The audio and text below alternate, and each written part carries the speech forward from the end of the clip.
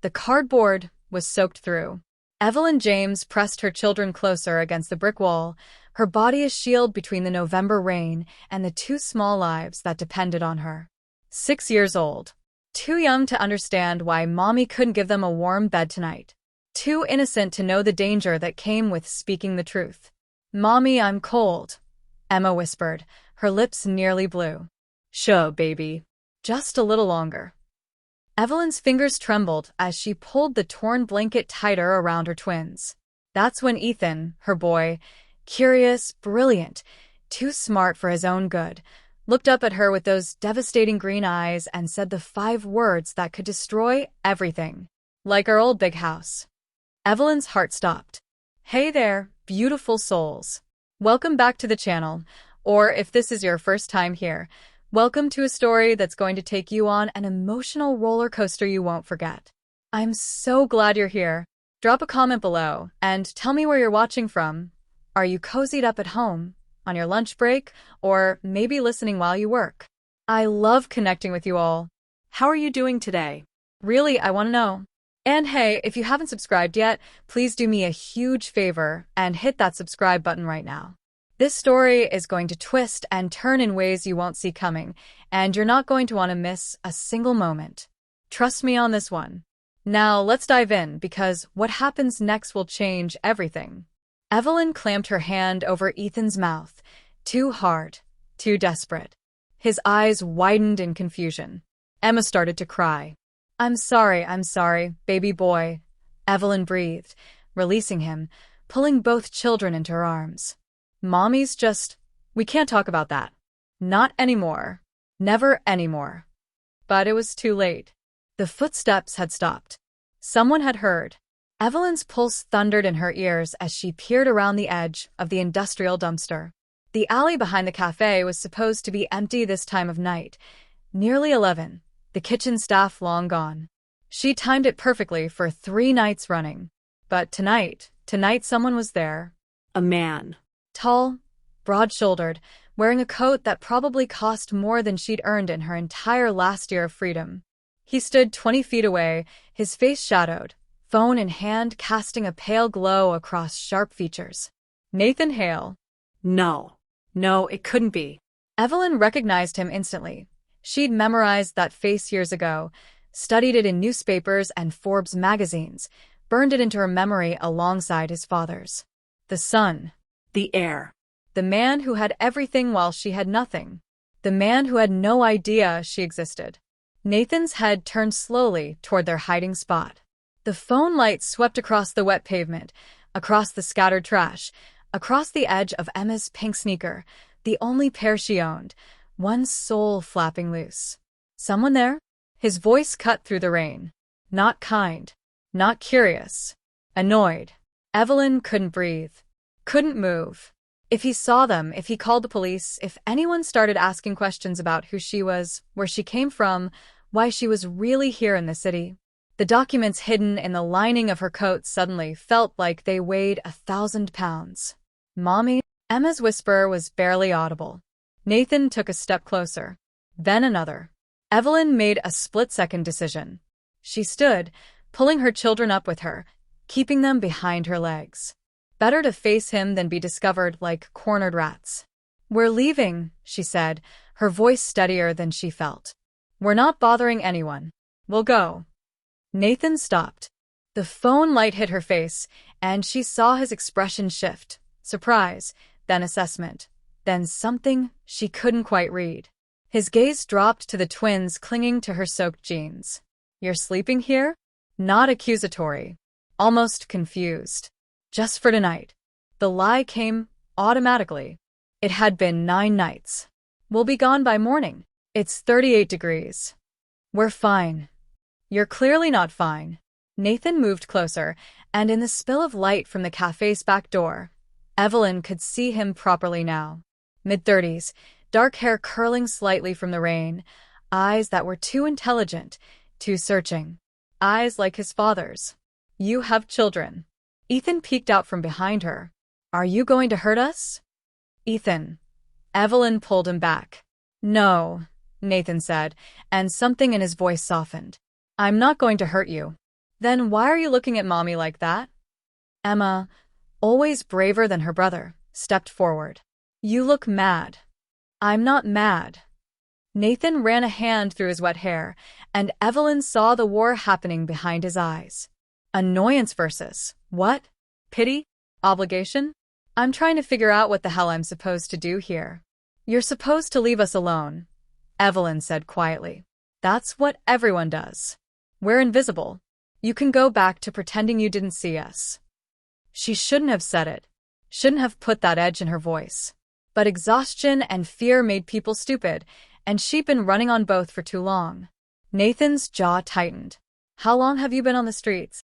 That's none of your business. How long?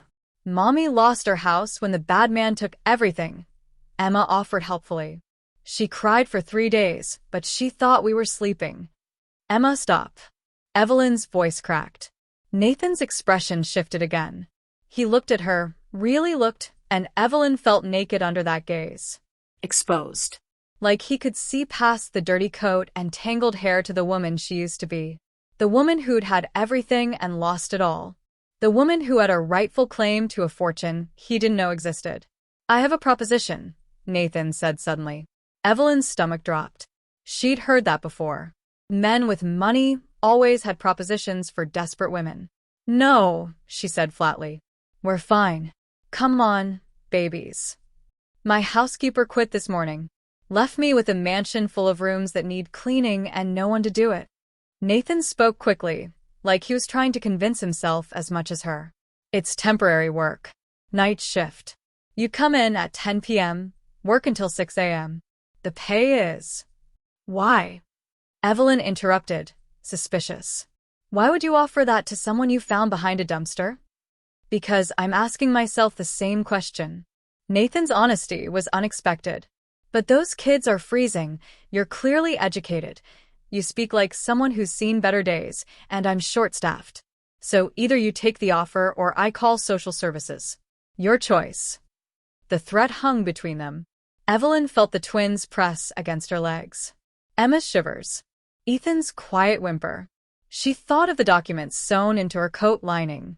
The evidence she'd guarded for 6 years. The inheritance that should have been hers, that was hers. If only she could find the right moment, the right leverage, the right way to reveal the truth without getting herself killed. And here was Nathan Hale, standing in a rain-soaked alley, offering her access to the very house where answers might be hidden. It was too convenient, too dangerous, too perfect. The children come with me, Evelyn said. I don't leave them anywhere. Ever. Nathan hesitated, then nodded. There's a service wing. They can sleep there while you work, but they stay quiet and out of the way. They will. And if you steal anything… I'm not a thief. The words came out harder than she intended. I've never stolen anything in my life. Another flicker of curiosity crossed Nathan's face. Then what are you? Your cousin. Your equal. The rightful heir to half of everything your father built.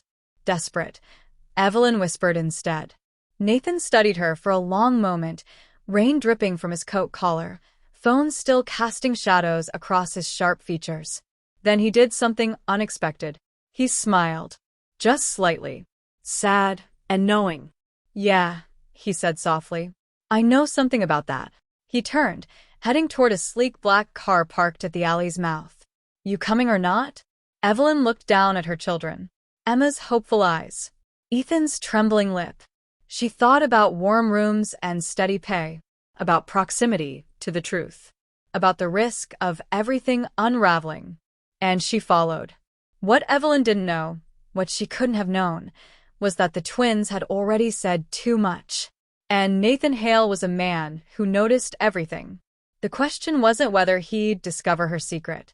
It was whether she'd survive the revelation. The Hale mansion sat on 40 acres of prime Connecticut real estate, its stone facade glowing like a crown jewel against the dark November sky. Evelyn watched it approach through the car window, her breath catching despite herself. She'd seen it before.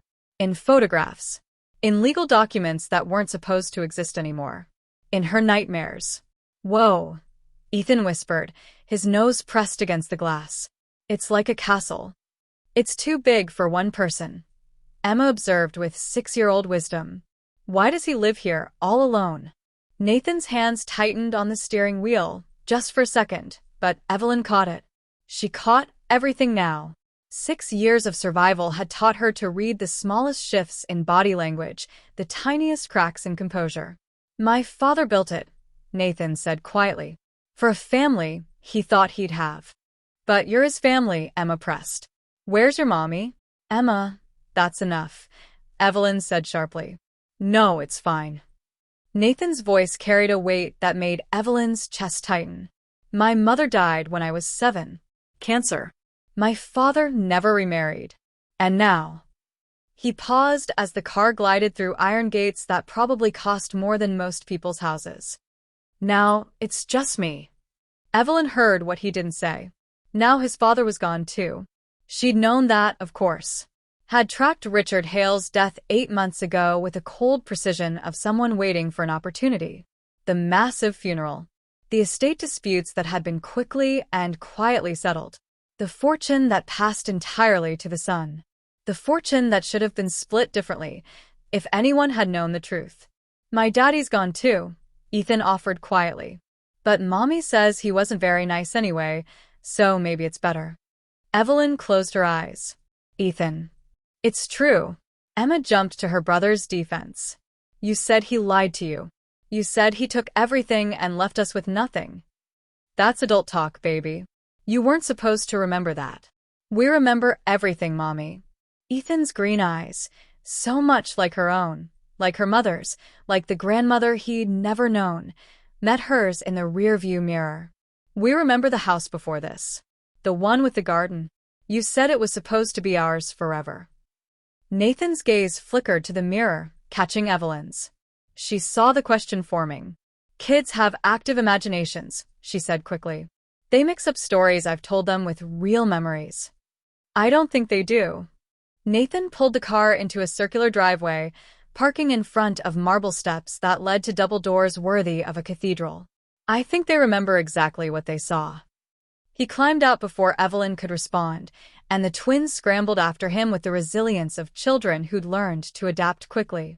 Evelyn sat in the warm car for just a moment longer, pressing her hand against the hidden pocket in her coat lining. The documents were still there. The birth certificate. The marriage license. The will that had been lost in probate.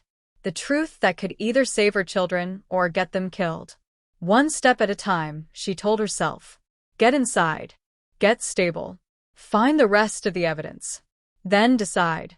The mansion's interior was exactly what Evelyn expected, and somehow worse. Vaulted ceilings that swallowed sound. Artwork that belonged in museums. Marble floors that reflected the chandelier light like frozen water. And everywhere, the suffocating presence of Richard Hale. His portrait dominated the grand foyer. Oil on canvas, 8 feet tall, those sharp eyes that saw everything and forgave nothing. Evelyn felt her pulse spike just looking at it. That's him, Emma said, pointing. That's the man from Mommy's pictures. Nathan went very still. What pictures? Evelyn started. The ones she keeps in the special envelope, Emma continued innocently. With the papers she reads when she thinks we're sleeping. You cry sometimes, Mommy, when you look at his picture. The silence that followed was devastating. Evelyn watched Nathan's expression shift from confusion to calculation to something dangerously close to suspicion. She had seconds, maybe less, to control this narrative. My ex-husband worked for your father, she said, the lie sliding out smooth as silk because it was wrapped around a core of truth. Years ago, before the twins were born, I kept documentation. In case I ever needed to prove employment for benefits or… What was his name? It doesn't matter. He's dead. That, at least, was true. And whatever connection we had to the Hale family died with him.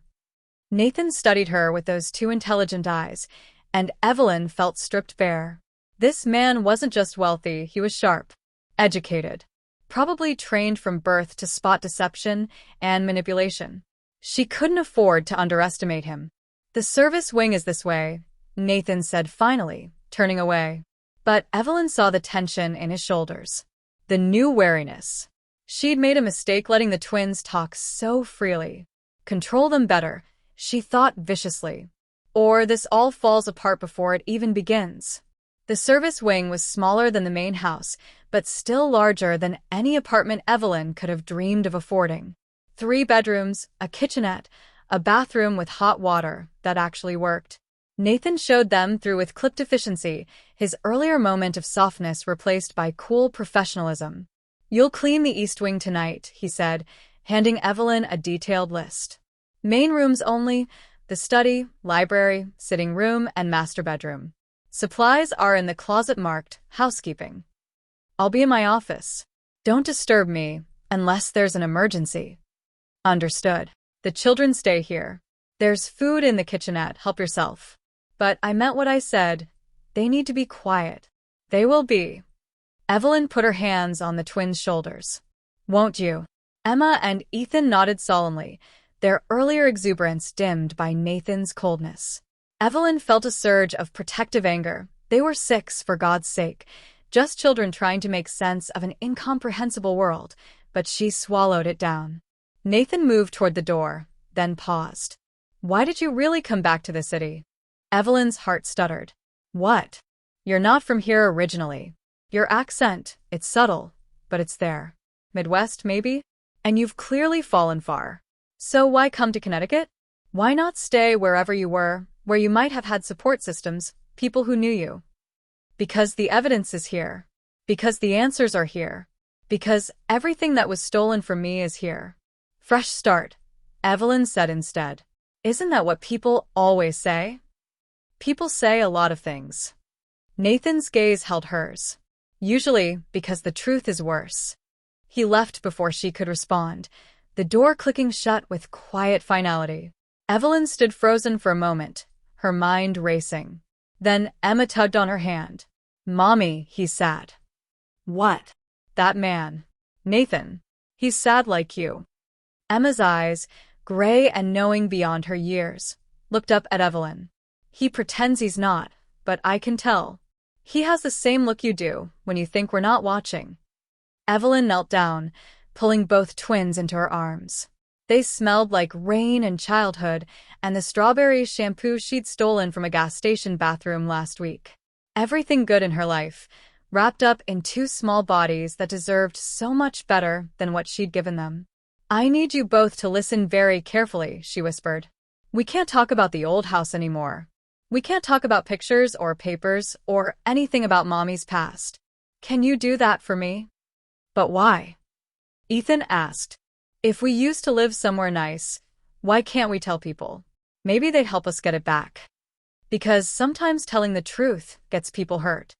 Evelyn cupped his face, fighting back tears. "And I would rather live in 100 alleys than risk anything happening to you too. Do you understand?" "We understand," Emma said softly. Then quieter. "But Mommy? What if the truth is the only thing that can save us?" The question hit Evelyn like a physical blow. Because Emma was right. The documents in her coat weren't just evidence. They were a lifeline. Proof of lineage. Proof of rights. Proof that she and her children weren't homeless nobodies but rightful heirs to a fortune that could change everything. But proof could also be a death sentence. The people who'd stolen her inheritance once wouldn't hesitate to do it again. Permanently this time. "Let me worry about saving us," Evelyn said, kissing both their foreheads. "You just worry about being kids, okay?" She got them settled with sandwiches and the first hot meal they'd had in days, then changed into the spare cleaning uniform Nathan had left. It fit reasonably well. The previous housekeeper must have been about her size. As she gathered supplies and prepared to enter the main house, Evelyn caught her reflection in the bathroom mirror. 32 years old, but looking closer to 40. Hollow cheeks. Shadows under her eyes. Hair that hadn't seen a proper salon in 6 years. She barely recognized the woman staring back. "This is what they took from you," she thought, pressing her palm against the glass. "This is what they turned you into." But beneath the exhaustion and desperation, something else flickered. Something harder. More dangerous. Determination. She'd gotten inside. She had access. And now, while Nathan Hale sat in his office drowning in whatever loneliness kept him awake at night, she would search for documents, for evidence, for the final pieces of the puzzle that would prove her children's birthright. And if Nathan discovered what she was really doing here, Well, she'd deal with that when the moment came. The East Wing was a graveyard of memories. Evelyn moved through the rooms with practiced efficiency, dusting surfaces that barely needed it, vacuuming carpets that showed no footprints. But her real attention was elsewhere, cataloging every detail, searching for anything that might lead her to what she needed. The library was floor-to-ceiling mahogany, filled with first editions and leather-bound collections that probably cost more than she'd earn in a lifetime. She ran her fingers along the spines, looking for the telltale gap that might indicate a hidden safe, a concealed compartment. Nothing. The sitting room was worse, full of photographs that made her chest ache. Richard Hale, at various stages of life. Young and ambitious. Middle-aged and powerful. Old and somehow colder. And in several frames, a woman who must have been Nathan's mother. Beautiful. Delicate. gone too soon. But no photographs of the other branch of the family. No evidence of the connection that should have been there. They'd erased it all. Perfectly.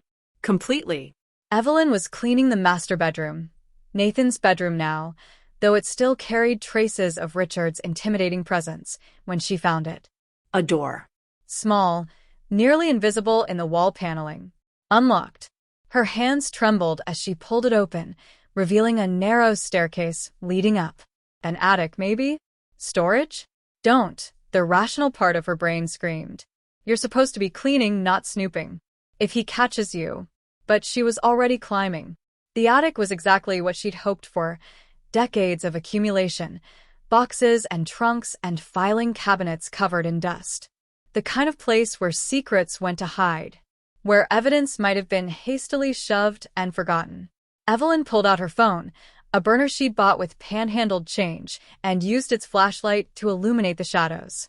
She had maybe 30 minutes before Nathan might check on her progress. Maybe less. She started with the nearest filing cabinet, pulling open drawers with her heart hammering against her ribs. Financial records, business contracts, property deeds. And then, her breath caught. A folder labeled Estate Settlement, 2018. The year her grandmother died. The year everything should have transferred according to the original will.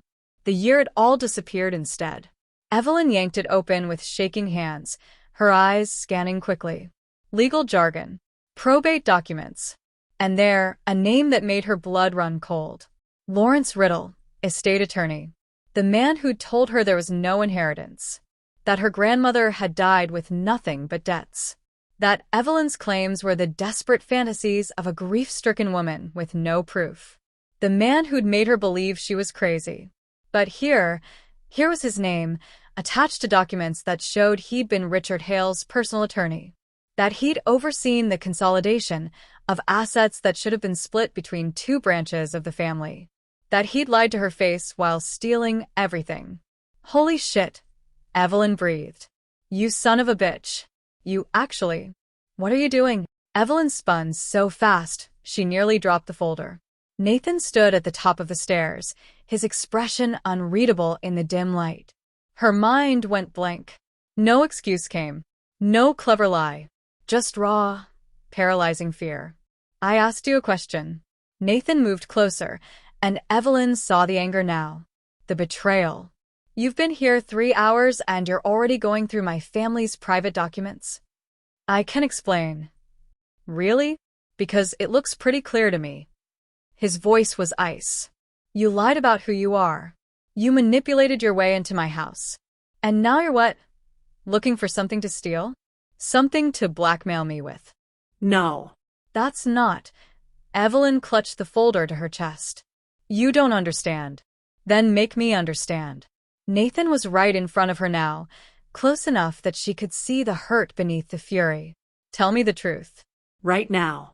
Or I call the police, and those kids spend tonight in foster care while you spend it in jail. The threat detonated something in Evelyn's chest. Don't you dare. Don't you dare threaten my children. Then talk to me. The shout echoed in the small space. They stared at each other, both breathing hard, the folder pressed between them like a shield. And then, from downstairs, a small voice called out, "Mommy?" Emma. She'd woken up, or maybe heard the shouting. The anger drained from Nathan's face, replaced by something more complex. He looked at Evelyn, really looked, and she saw the exact moment his perception shifted. "You're terrified," he said quietly. "Not because I caught you. You were already terrified." Evelyn's eyes burned. She wouldn't cry. She wouldn't. "Mommy." Emma's voice was closer now, coming up the stairs. "Emma, stay down," Evelyn started.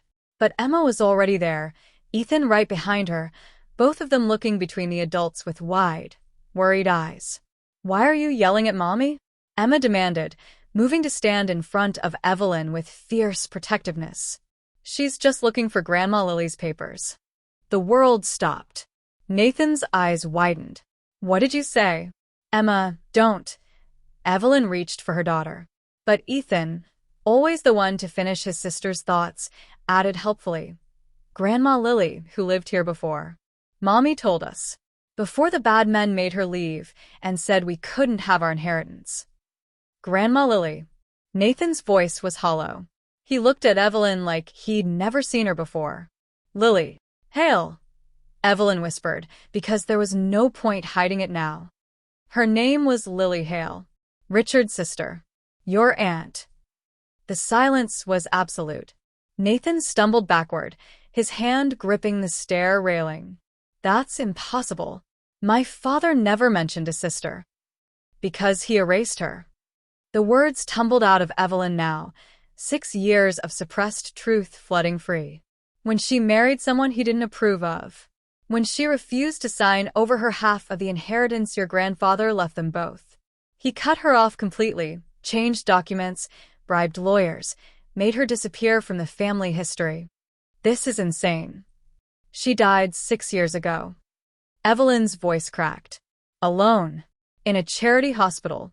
Because the fortune that should have been hers, that should have been mine, was stolen before she could pass it on. And I have proof. She thrust the folder at Nathan. He took it automatically, his hands shaking. "Lily Hale was my grandmother," Evelyn continued, tears streaming down her face now. "Which makes me Richard's niece. Which makes these children," she pulled the twins close, "rightful heirs to half of everything you inherited. Half of this house. Half of the fortune. Half of the company." Nathan stared at the documents, his face going progressively paler. "This can't be real." "Read it." Evelyn's voice was steel now. "It's all there. The original will. The marriage certificate. My mother's birth certificate, proving direct lineage. Everything your father tried to bury. My father wouldn't." But Nathan's protest died as he scanned the pages. She watched realization crash over him like a wave. Shock. Denial. And then, devastatingly, recognition. "Oh my God. The woman in the locket." "What?" Nathan looked up at her, his eyes haunted. "When I was a kid, maybe 5 or 6, I found a locket in my father's study. There was a picture inside, a young woman who looked like him. Like me. I asked him who she was, and he—" Nathan's voice roughened. "He took it from me. Told me never to speak of it again. I thought it was an old girlfriend or something. I forgot about it. That was her." Evelyn's throat was so tight, she could barely speak. "That was Lily." Jesus Christ. Nathan sat down hard on a storage trunk, the folders spilling documents across his lap. He had a sister. I had an aunt. And he just erased her. Because she chose love over money. Evelyn knelt down to the twins' level, wiping their tears even as her own fell. "She married my grandfather, a good man but working class. Your father couldn't stand it. The shame of it. So he made her choose. Her family or her husband. She chose her husband," Nathan said softly. "She chose love." Evelyn stood, meeting his eyes. And she spent the rest of her life trying to reclaim what was rightfully hers. But Richard Hale had unlimited resources. Lawyers. Power. Influence. Every time she got close, he crushed her. Until finally, The fight just broke her. Nathan was silent for a long moment, processing.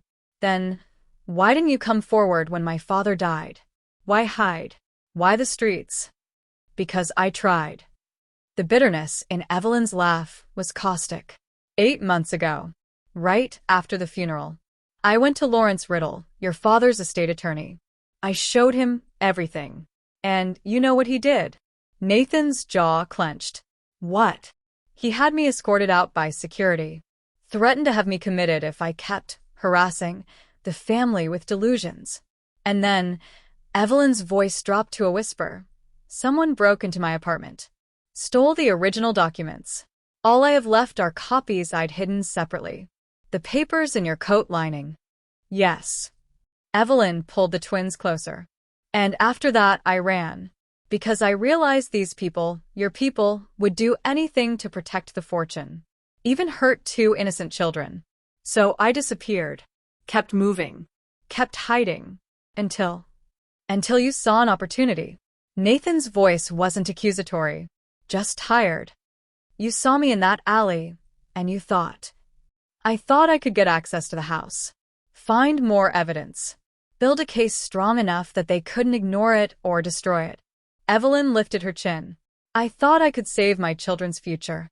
Nathan stood slowly, the documents clutched in his hands. He looked at Emma and Ethan, really looked at them, and Evelyn saw the moment he recognized it. They have the hail eyes, he said quietly. Green. That exact shade. My father had them. I have them. Yes. And your daughter looks like the woman in the portrait downstairs. The one in the West Gallery. Evelyn frowned. What portrait? Come with me. They descended in silence, the twins between them, everyone processing the weight of what had just been revealed. Nathan led them through corridors Evelyn hadn't seen yet, into a wing of the house that was clearly less used.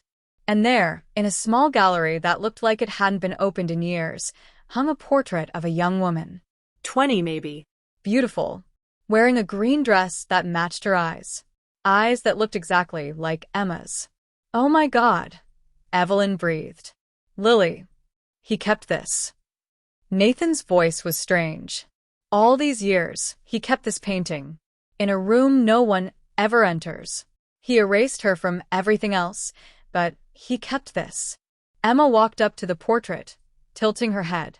She looked sad. She was sad, baby. Evelyn knelt beside her daughter. But she loved with her whole heart. And that love gave me my mother. And my mother gave me you too. So even though Lily was sad, her love still won in the end. That's beautiful. Evelyn looked up, startled. Nathan was staring at her with an expression she couldn't quite read. Something raw. Vulnerable. What is? She asked. The way you see it. Love winning. He moved closer to the portrait. My father raised me to believe love was weakness. That family was about legacy and power and protecting what was yours. He died alone in this massive house, surrounded by everything he'd fought to keep, with no one who actually gave a damn about him. I'm sorry, Evelyn said and meant it. Don't be. Nathan looked at her. You lost more than I did. You lost everything. And you're still here, still fighting, still putting your children first. Something shifted in his eyes. I admire that. The moment stretched between them, charged with something Evelyn wasn't ready to name. Then Ethan yawned hugely, and the spell broke.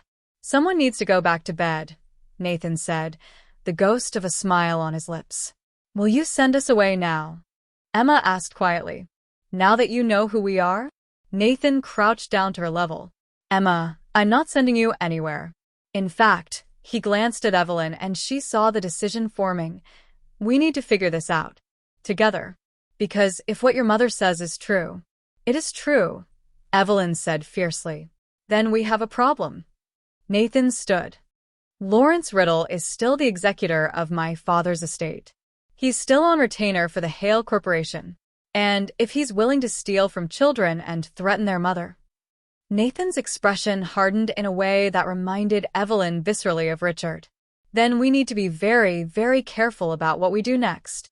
We. Nathan met her eyes. Your family. If those documents are real, and my gut tells me they are, then you and your children have been robbed. And I'm not my father. I don't erase family, because they're inconvenient. Something cracked open in Evelyn's chest. Hope. Dangerous, fragile hope. Why are you helping us? She whispered. Nathan was quiet for a moment. Then, because Emma's right. I am sad. I've been sad for so long I forgot what anything else felt like. But watching you, how fierce you are, how much you love those kids, it reminds me that there's supposed to be more to life than protecting empty rooms and maintaining a legacy built on lies. He held out his hand. So, let's find the truth. Together. And let's make sure those bastards pay for what they did. Evelyn looked at his outstretched hand. This was it. The moment that would change everything. Trust him, and she might finally get justice. But trusting the wrong person could cost her everything. Emma squeezed her hand. It's okay, Mommy. He's one of the good ones. Out of the mouths of babes, Evelyn thought. She took Nathan's hand. His grip was warm. Steady. And for the first time in 6 years, Evelyn felt like she wasn't carrying the weight of the world alone. Okay, she said. Together. The next 3 days rewrote everything Evelyn thought she knew about Nathan Hale. He wasn't cold. He was guarded. There was a difference. He wasn't arrogant. He was lonely. And loneliness, Evelyn was learning, made people build walls that looked like pride. On the first morning, she woke in actual sheets, soft, clean, smelling like lavender, and found Nathan in the service wing kitchen making pancakes. Badly. I don't usually cook, he admitted, scraping something vaguely burnt onto a plate. But I figured the kids might be hungry. Emma and Ethan descended on the food like starving wolves, manners forgotten. Nathan watched them with something that looked like wonder. When's the last time they had a real meal? He asked quietly. Define real, Evelyn said, her throat tight.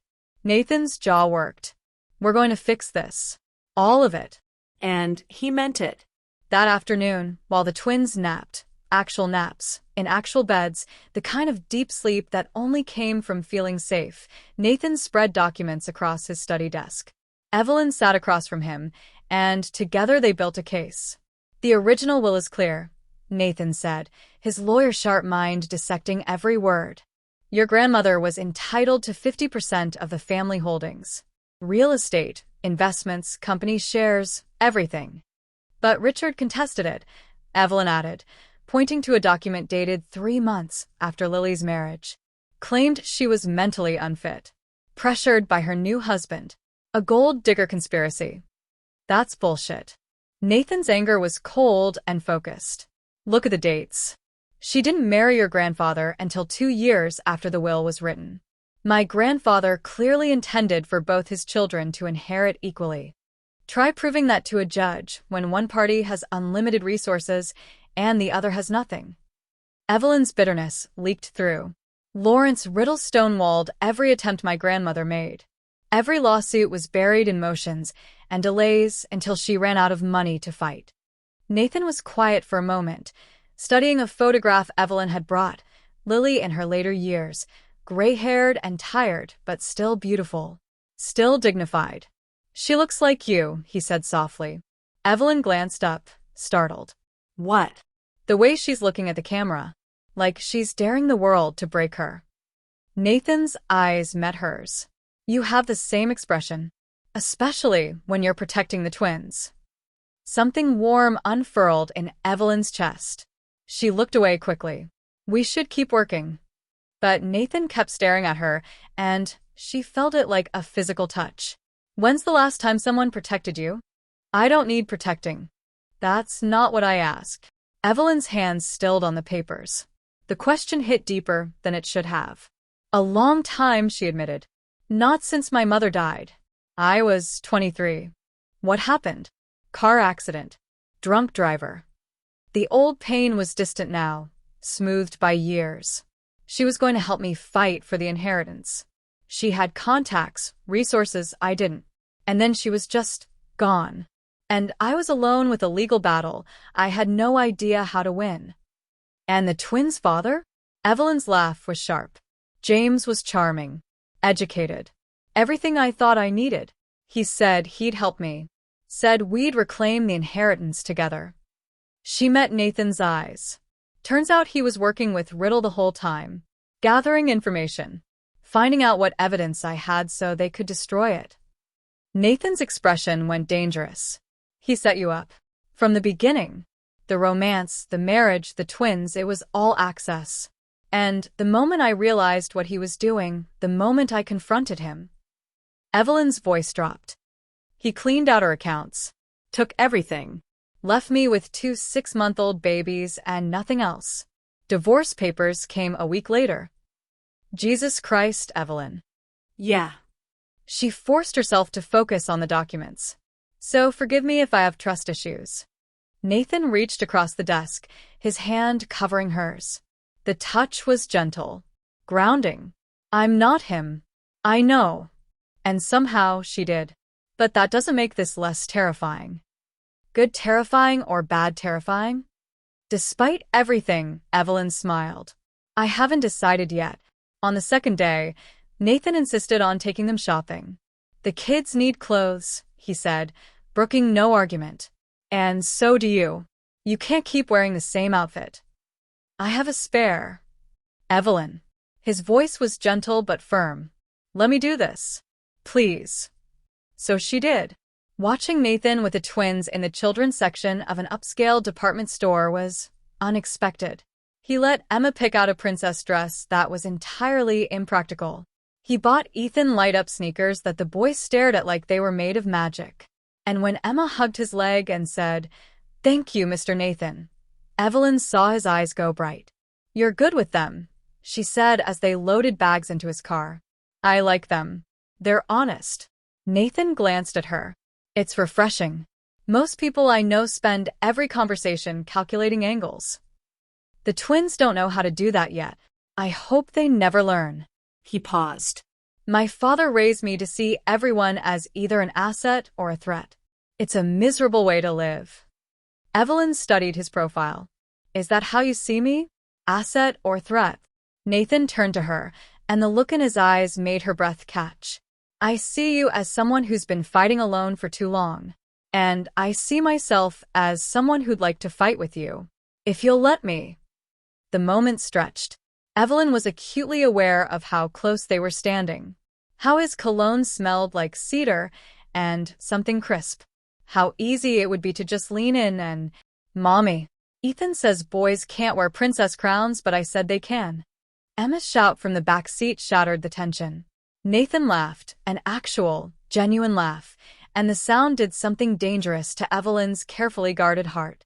Don't, she warned herself. Don't fall for him. You can't afford to. But watching Nathan settle a debate about gender-neutral royalty with the twins on the drive home, she wondered if it was already too late. On the third day, Lawrence Riddle made his move. Nathan was in a video conference when his assistant interrupted, pale-faced. Sir, I'm sorry, but Mr. Riddle is here. He's demanding to see you immediately. Evelyn, who'd been organizing files in the corner of Nathan's office, went rigid. Nathan's expression hardened. Send him in. Nathan, wait. Evelyn started. It's fine. I want to see what he does. Nathan's voice dropped. Stay. Let him see you. I want to watch his reaction. Lawrence Riddle swept in like he owned the place. 60-something, silver-haired, carrying himself with the confidence of a man who'd never faced real consequences. His eyes swept the office, passed over Evelyn dismissively, then snapped back. The recognition was instant. And so was the fury. What is SHE doing here? Riddle's voice was acid.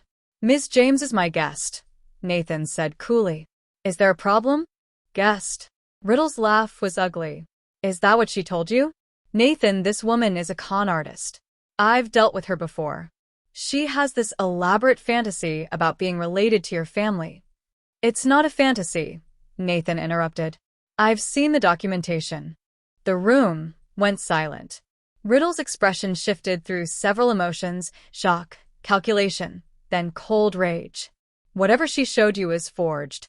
I already investigated her claims thoroughly when she harassed me after your father's funeral. Did you? Nathan stood, moving around his desk with predatory grace? Or did you threaten her and steal the original documents to hide the fact that you helped my father commit fraud? That's a serious accusation. It's a serious crime. Nathan pulled out a folder, copies of everything they'd found. Lily Hale, Richard's sister, erased from the family history, stolen from, and you facilitated all of it. Riddle didn't even look at the papers. Your father made legal decisions about his estate. Everything was done properly. Properly. Evelyn found her voice, standing up.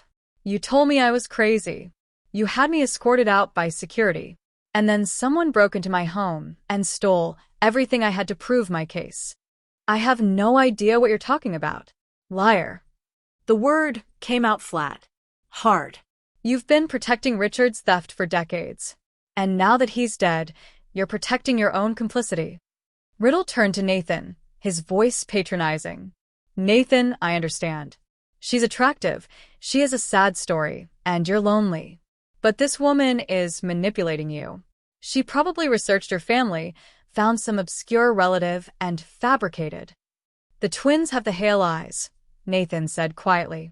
The exact genetic marker. Green with gold flecks.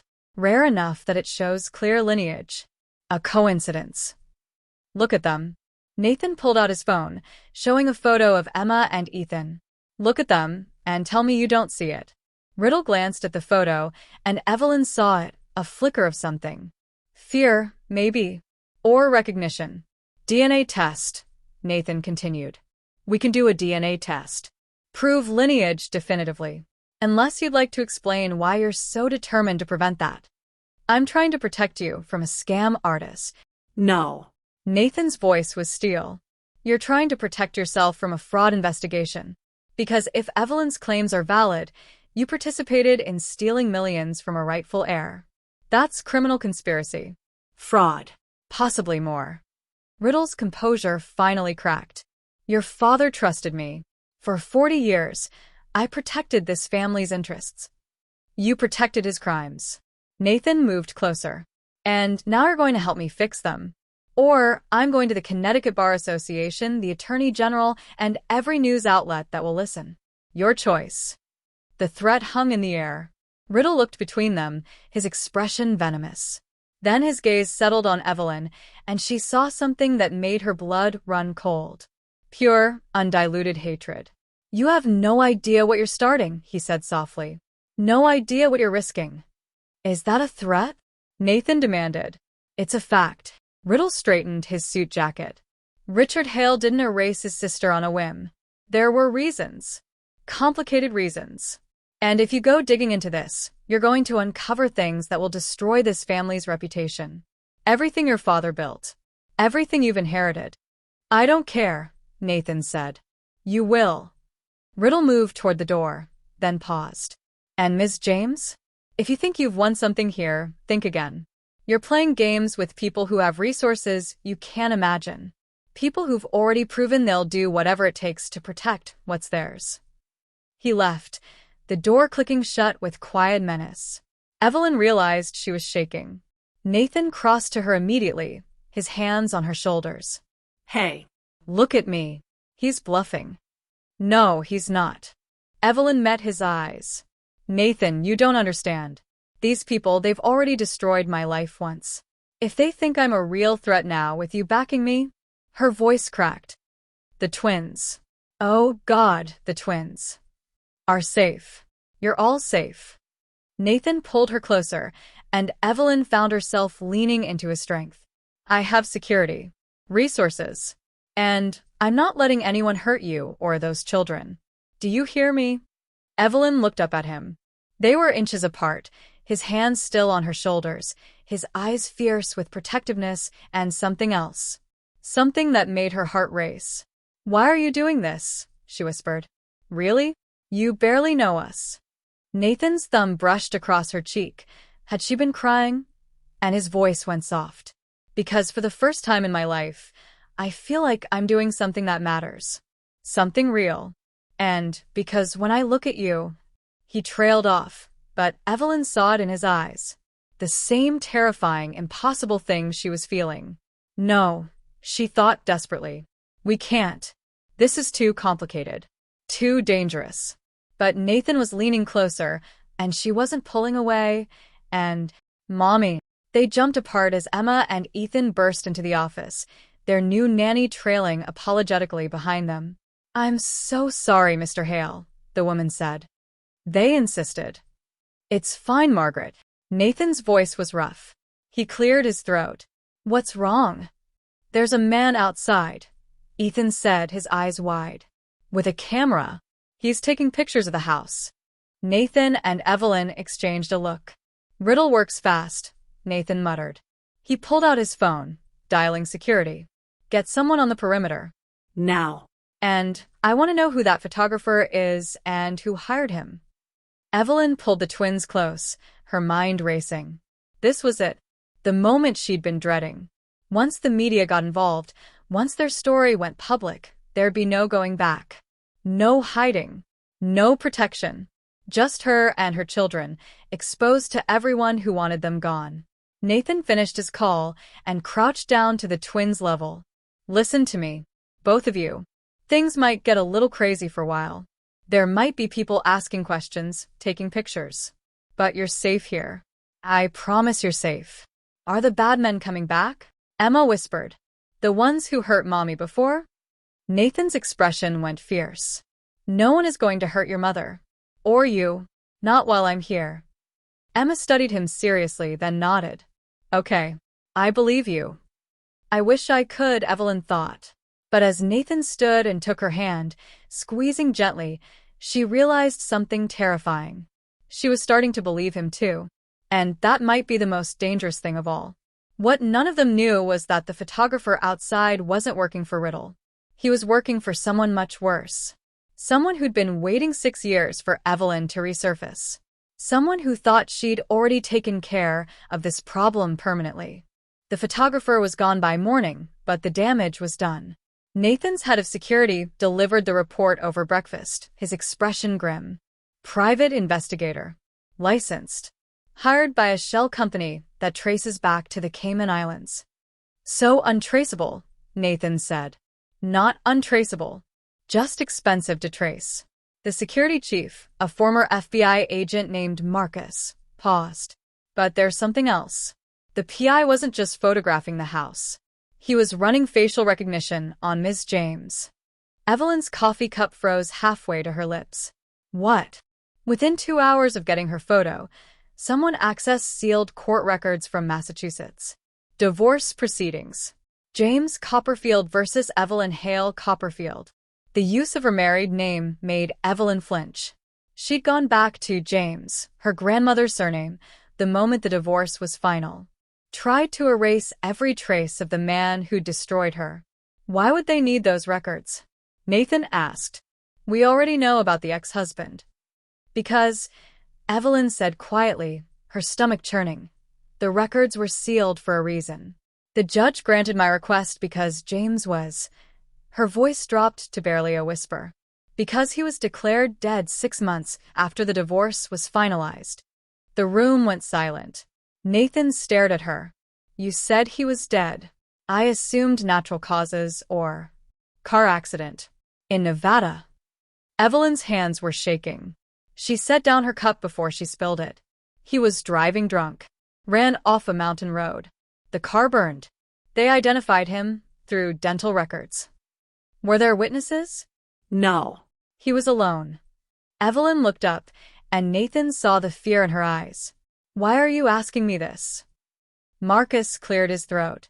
Because the shell company that hired the PI? It made a large payment to a Nevada coroner's office. 6 years ago. Right around the time of Mr. Copperfield's supposed death. The implication hung in the air like a grenade. No, Evelyn breathed. That's not possible. I saw the death certificate. But even as she spoke, the pieces were clicking together in her mind. The closed casket funeral she hadn't been allowed to attend. The rushed cremation. The lawyer who'd handled everything with cold efficiency. Lawrence Riddle's lawyer. Oh my God, she whispered. He's alive. Nathan was already moving, pulling out his phone. We need to find him. Now. If he faked his death, then he's been watching me this whole time. Evelyn stood abruptly, panic clawing at her throat. The twins. Where are the twins? In the sunroom with Margaret, Marcus said immediately. I have 2 guards posted outside. Evelyn ran anyway, Nathan right behind her. She burst into the sunroom to find Emma and Ethan playing with building blocks, completely safe, completely oblivious. The relief nearly brought her to her knees. Mommy. Emma looked up, smiling. We're building the big house. The one from before. That's wonderful, baby.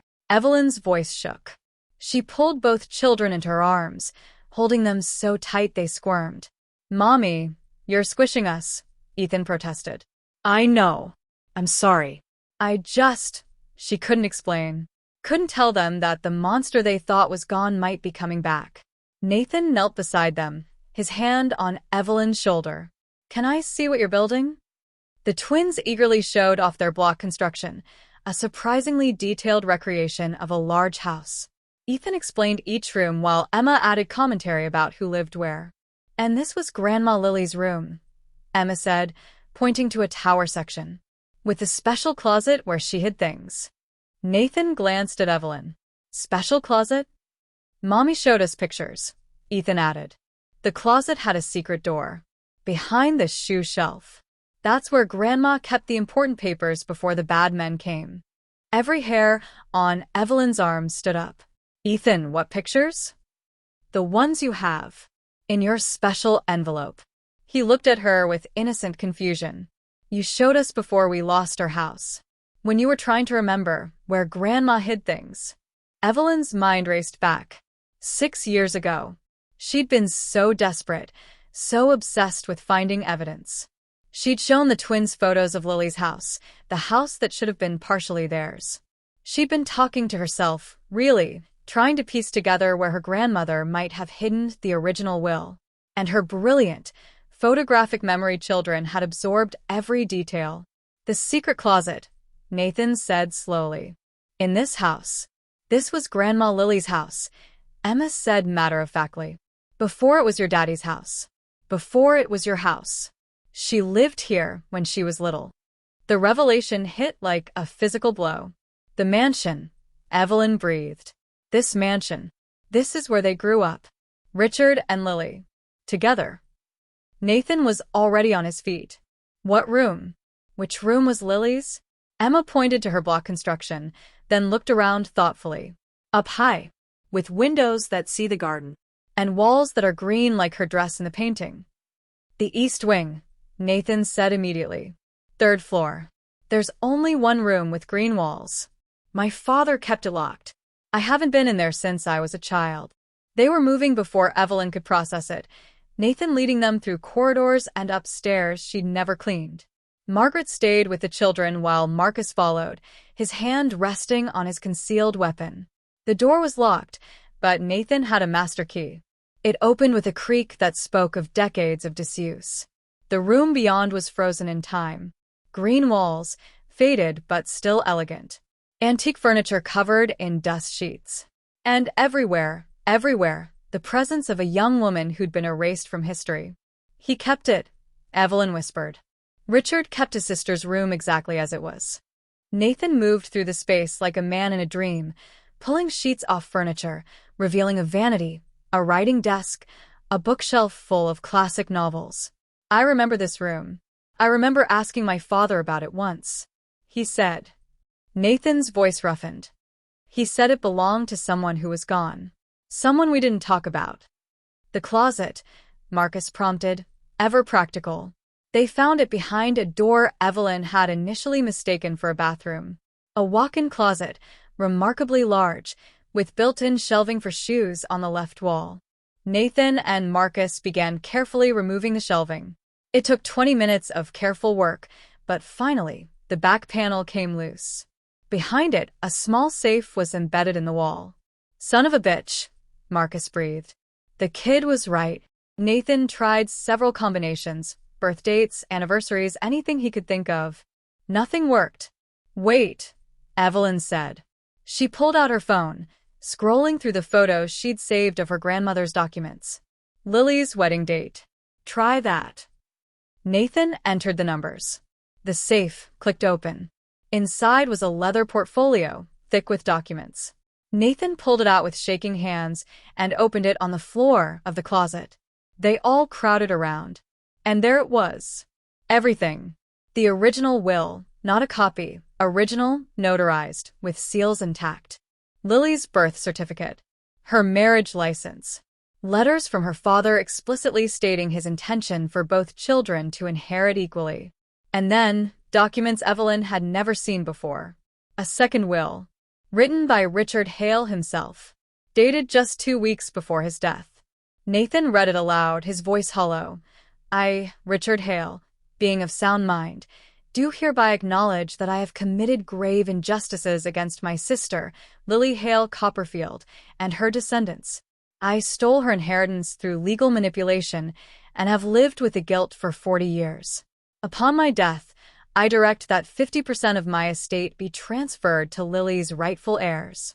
His voice broke. He knew, Evelyn whispered. At the end, he knew what he'd done was wrong. Why didn't he fix it while he was alive? Nathan demanded, fury and grief warring in his voice. Why wait until he was dying? Why not just give it back? Marcus, who'd been examining the other documents, spoke up. Because he couldn't. Look at this. He handed them a contract dated 15 years ago.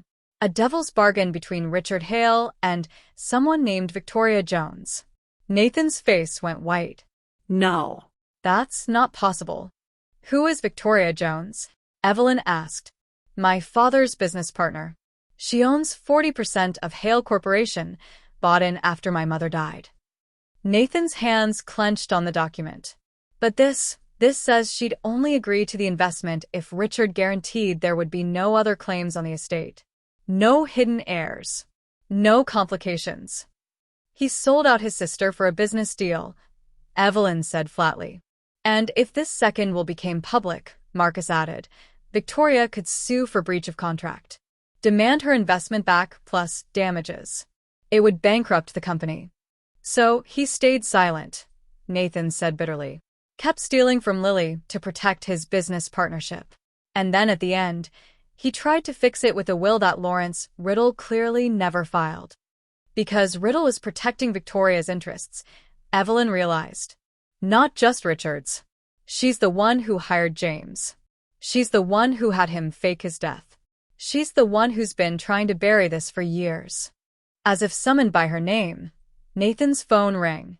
The screen showed Victoria Jones. They all stared at it.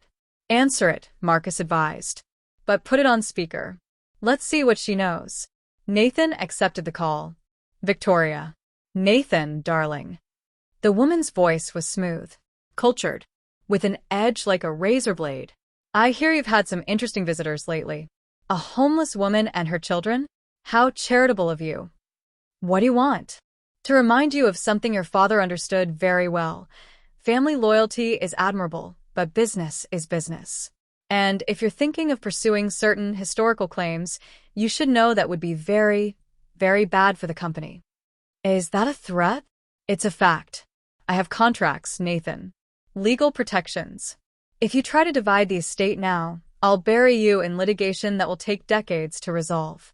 And in the meantime, I'll dismantle everything your father built.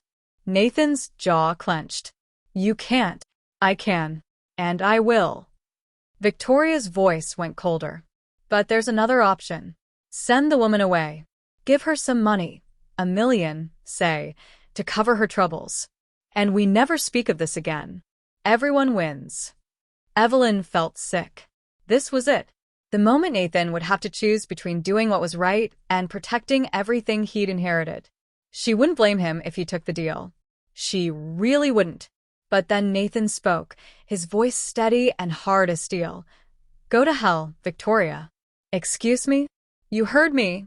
You and my father and Lawrence Riddle. You all stole from an innocent woman. You destroyed her life and then tried to destroy her daughter's life too. And now you're threatening me? Nathan laughed, but there was no humor in it. I'm done. Sue me if you want. Dismantle the company if you want. But I'm filing that will, And I'm making sure Evelyn and her children get every penny they're owed. Silence. Then, you'll regret this, Nathan. The only thing I regret is that my father didn't have the courage to do this himself. He hung up. Evelyn stared at him, her heart in her throat. Nathan, you didn't have to. Yes, I did. He turned to her, and the look in his eyes made her breath catch. Evelyn, my father was wrong. His partner is wrong. And I will not continue their crimes just to protect money. You could lose everything. I don't care. He stepped closer, his hands framing her face. The only thing I care about is making this right. For you. For Emma and Ethan. For Lily, who deserved so much better than what she got. Evelyn felt tears streaming down her face. Why? Why do you care so much? Nathan's thumb brushed across her cheek, wiping away tears. Because somewhere in the last 3 days, I stopped seeing you as a case to solve. I started seeing you as, he paused, struggling with words, as the bravest person I've ever met, as someone who makes me want to be better than my father was, as someone I can't imagine not having in my life. Nathan. I know this is complicated. I know the timing is terrible. But, Evelyn, I need you to know.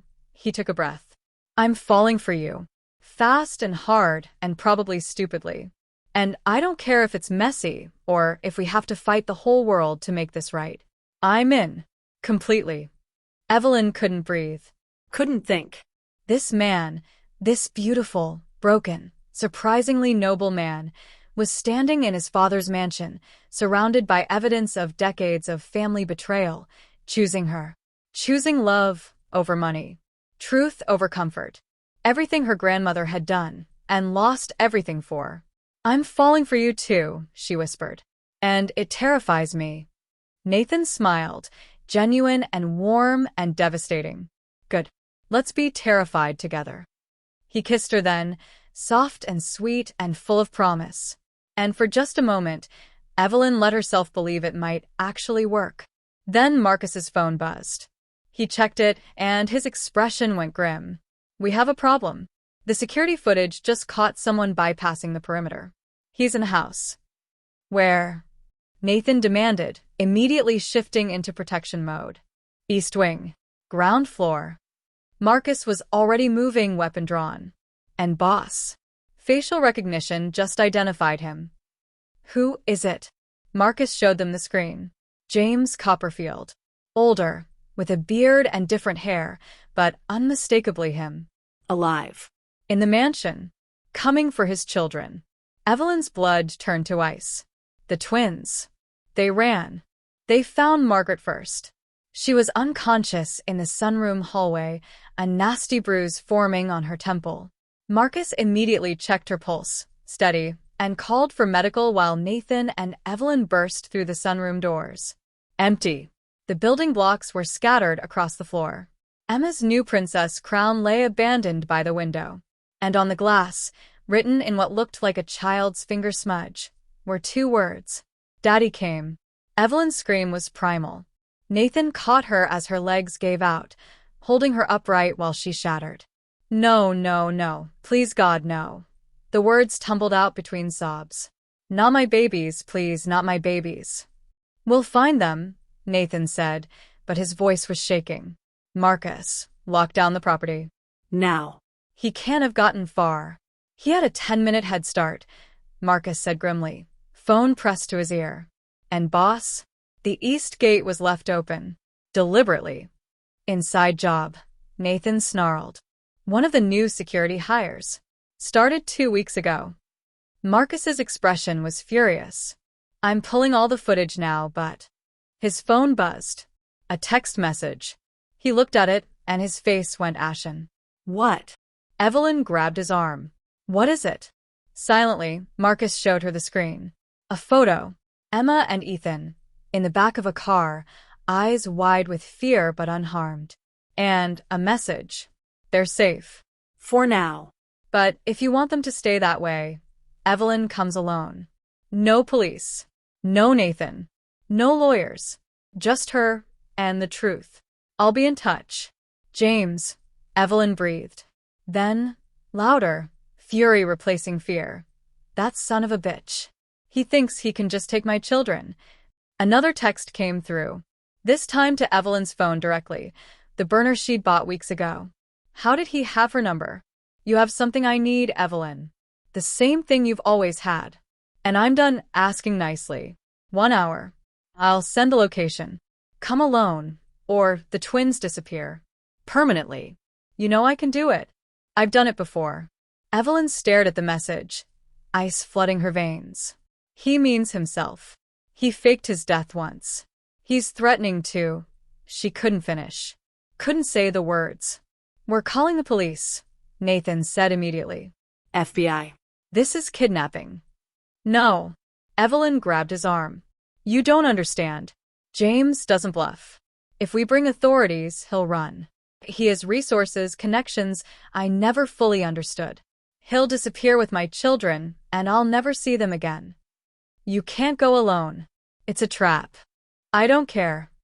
Evelyn's voice was steel. He has my babies. He can have whatever he wants. The documents, Marcus said quietly. That's what he's after. The will. The evidence. Victoria Jones probably hired him to destroy it all. Another text. And Evelyn? Bring everything. Every document, every copy, every piece of evidence you have. The originals we just found. All of it. Or I start driving to Mexico with our children. Your choice. Nathan looked between the phone and Evelyn, and she saw the moment he understood. If you give him the documents, you lose everything. The inheritance. The proof. Your case falls apart. I don't care about the money. Evelyn's voice cracked. I never cared about the money. I cared about my children having security, having a future. But I'm not trading their lives for pieces of paper. Evelyn. No, Nathan. This isn't your decision. She pulled away from him, moving toward the door. This is my past. My mistake. I married that monster. I trusted him. I brought him into my life. And now my children are paying for it. That's not fair, and you know it. Nothing about this is fair. Evelyn spun on him, tears streaming. But those are my babies out there, terrified, with a man who has no conscience and no soul. So I'm going to do whatever it takes to get them back. Even if it means giving up everything else. Nathan's jaw clenched. Let me come with you. As backup. He doesn't have to know. He'll know. He always knows. Evelyn's voice dropped to a whisper. James is smarter than anyone gave him credit for. That's how he fooled me. How he fooled everyone. And if he even suspects I'm not alone, he'll hurt them just to prove a point. The next text came with an address. An abandoned warehouse in Bridgeport. 30 miles away. I have to go, Evelyn said. She started gathering documents, her hands shaking so badly she could barely hold the papers. Nathan watched for a moment, then quietly began helping her, his face carved from stone. I hate this, he said softly. I hate every part of this. I know. If something happens to you, then you make sure my children are okay. Evelyn looked up at him, memorizing his face. Promise me, Nathan. No matter what happens, you protect Emma and Ethan. That's not. Promise me. Her voice broke. Please. I need to know someone will fight for them if I can't. Nathan pulled her close, his arms tight around her. Nothing is going to happen to you. But yes. I promise. I will always protect them. Evelyn let herself have one moment, just one, in his embrace. Breathing in his scent. Feeling safe. Feeling loved. Then she pulled away and picked up the leather portfolio. Everything. All the evidence. 6 years of fighting. All about to be handed over to the man who'd betrayed her. Evelyn, wait. Marcus held out a small device. At least wear this. GPS tracker. Sewn into your coat lining. He won't think to check there. He might. It's a chance, Nathan said. Please. Let us have a chance to find you, if this goes wrong. Evelyn nodded, letting Marcus quickly sew the tiny device into her coat. Then she headed for the door. Nathan caught her hand one last time. I love you. The words hung in the air. 3 words. Wrong timing. Perfect sentiment. That's not fair, Evelyn whispered. You can't say that now. I can, and I am. Because you need to know. You need to have a reason to fight, to come back. His eyes were bright with unshed tears. I love you, Evelyn James. And I'm going to marry you someday. Raise those kids with you. Build a life that has nothing to do with inheritance or money or any of this. But you have to come back for that to happen. Evelyn kissed him then, desperate and fierce and full of everything she couldn't say. Then she pulled away and walked out the door before she could change her mind. The warehouse was exactly what she'd expected. Isolated. Dark. The kind of place where bad things happened and no one heard the screams. Evelyn parked the car Nathan had insisted she take. Something reliable, he'd said, something safe, and sat for a moment, gathering her courage. Her phone buzzed. Come inside. Alone. I'm watching. She climbed out, the portfolio clutched to her chest like a shield. The warehouse door was ajar. She slipped through into darkness broken only by shafts of light from broken windows. Hello, Evelyn. The voice came from the shadows. Then James stepped into the light, and Evelyn's breath caught. He looked good, healthy, well-fed and well-dressed. Nothing like a man who'd supposedly died in a fiery crash 6 years ago. Where are my children? Her voice was steady. She was proud of that. Safe. For now. James smiled, and Evelyn remembered why she'd fallen for him once. Charming. Handsome. Completely soulless behind the eyes. You look terrible, by the way. Street life didn't agree with you. Where are my children? Nearby. And they'll stay safe as long as you cooperate. James gestured to the portfolio. Is that everything? Yes. The originals from the mansion? The second will. All of it. James held out his hand. Then give it here, and we can all go home. Evelyn didn't move. I want to see Emma and Ethan first, not how this works. Then you don't get the documents. She held his gaze. I need proof they're alive and safe. A video call. Right now. James sighed like she was being unreasonable. Then he pulled out his phone and made a call. A moment later, he turned the screen toward her. The twins were in what looked like a hotel room, still in their new clothes from Nathan's shopping trip. A woman Evelyn didn't recognize sat with them, but she didn't look threatening. Just present. Mommy. Emma's face filled the screen, tear-streaked but okay. Mommy. When are you coming to get us? Soon, baby. Very soon. Are you both okay? Did anyone hurt you? No, Ethan said, pushing into frame. The lady gave us juice boxes. But Mommy, I don't like it here. I want to go back to Nathan's house.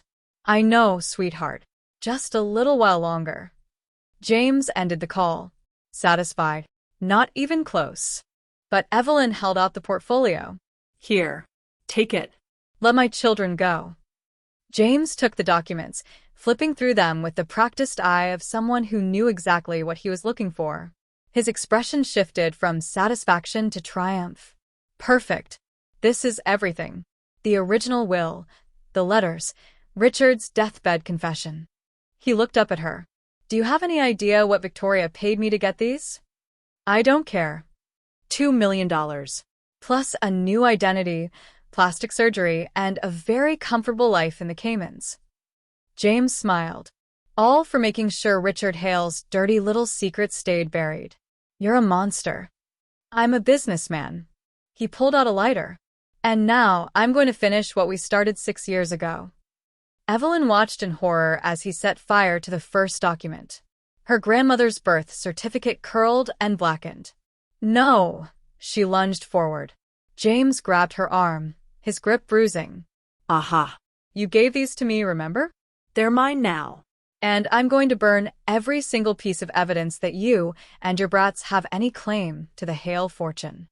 You bastard. You said you'd let them go. I lied. James's smile widened. I'm very good at lying. You should remember that. He released her, turning back to the documents. One by one, he fed them to the flames. The will, the letters, the marriage license, everything.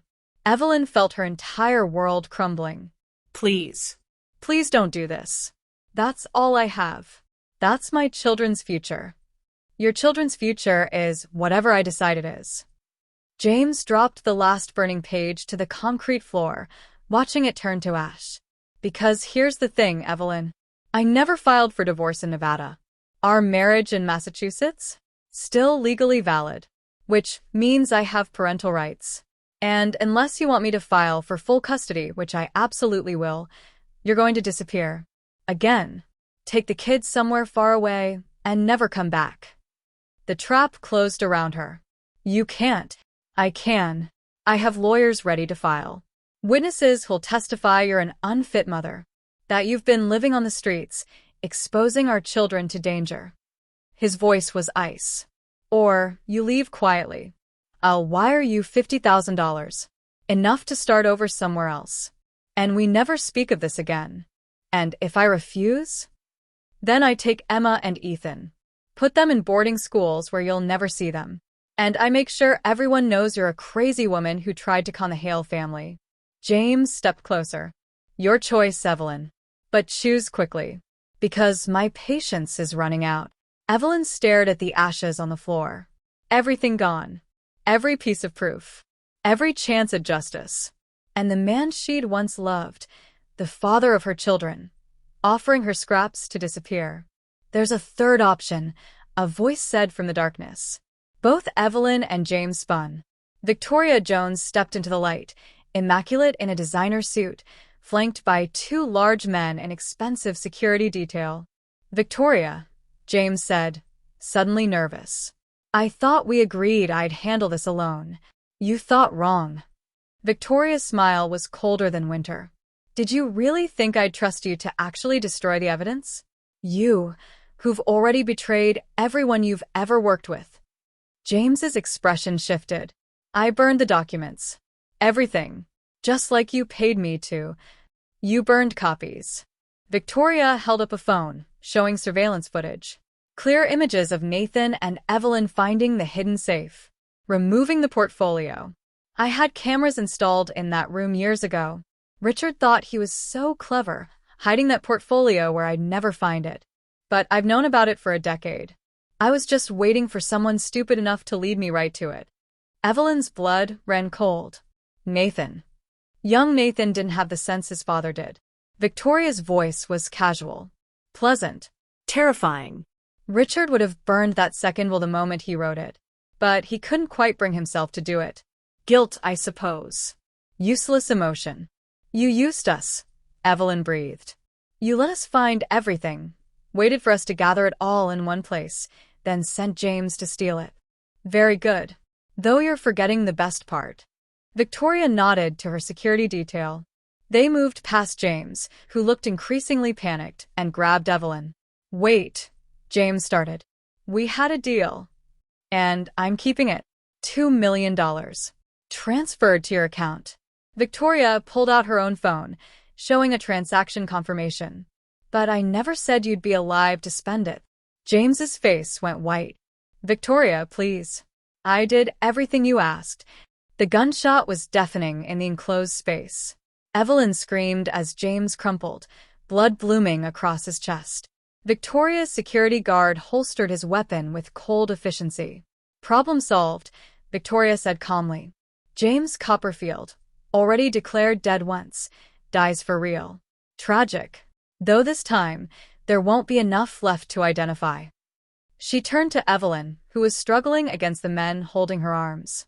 As for you, dear, you're going to make a call. To Nathan, you're going to tell him it's over. That you got your children back and you're leaving. That you never want to see him again. No, Evelyn snarled. Yes. Or those adorable twins, currently in a hotel room 2 miles from here, have a very unfortunate accident. Gas leak, perhaps. Tragic. But these things happen. The threat was casual. Absolute. Evelyn stopped struggling. You're a monster. I'm a businesswoman protecting a $40 billion investment. Victoria held out a phone. Call him. Read exactly what I've written. Make it convincing. And then you and your children disappear. $50,000 in cash. A bus ticket to anywhere you want. And the knowledge that if you ever come back, if you ever speak about this to anyone, I will end you and them without a second thought. Evelyn took the phone with shaking hands. On the screen was a script, words designed to break Nathan's heart, to make him believe she'd used him, that everything between them had been a lie. I can't do this, she thought desperately. I can't hurt him like this. But then she thought of Emma and Ethan, alone in a hotel room, waiting for their mother. She dialed Nathan's number. He answered on the first ring. Evelyn? Thank God. Are you okay? Did you get the twins? Nathan. Her voice sounded dead, even to her own ears. I need you to listen. What's wrong? What happened? It's over. Everything. She read from the script, each word cutting her like glass. I got what I needed. The money from James. It's enough to start over. To give the kids a life somewhere else. Silence. Then, what are you talking about? I'm talking about leaving. Tonight. And I need you to not follow me. Evelyn, you're not making sense. What about the documents? What about James? I made a deal. He gave me money. I'm taking it and the kids, and we're leaving Connecticut. She closed her eyes, forcing the words out. What we had, it was nice. But it wasn't real. You were a means to an end. Access to the house. To the evidence I needed to leverage James. I don't believe you. Nathan's voice was rough. Desperate. Something's wrong. Tell me where you are. I'm telling you goodbye. The script ended, but Evelyn kept going, knowing these might be her last words to him.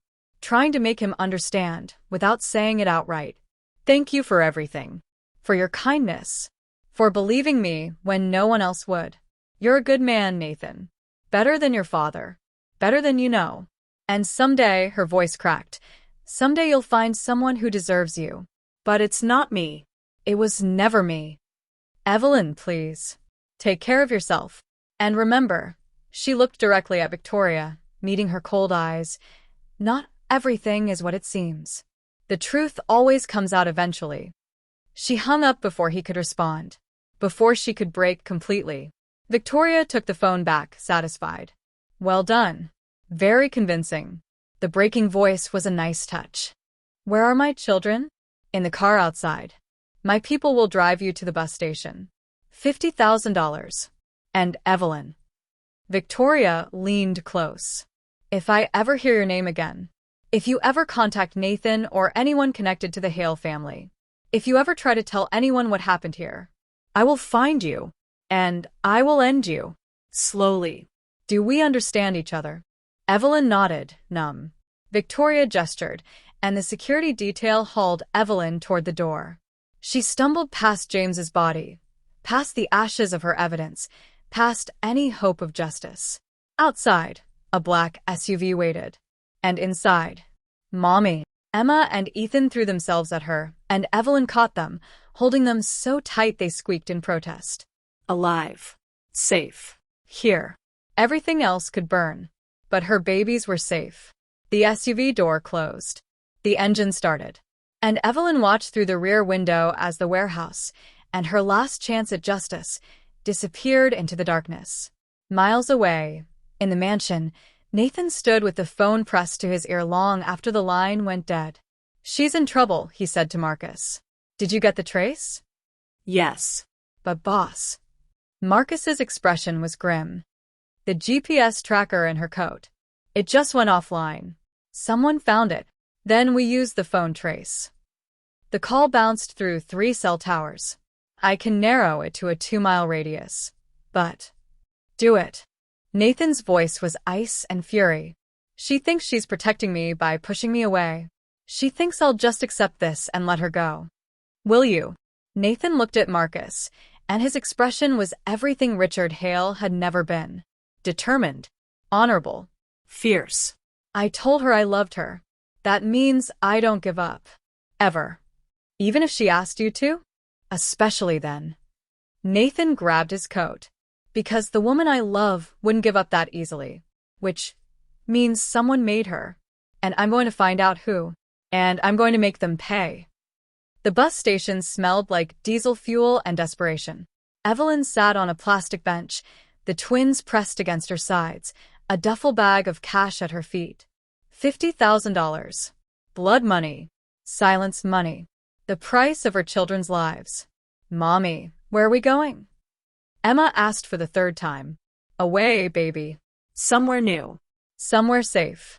But I liked Nathan's house, Ethan said quietly. He was nice to us. Why can't we stay?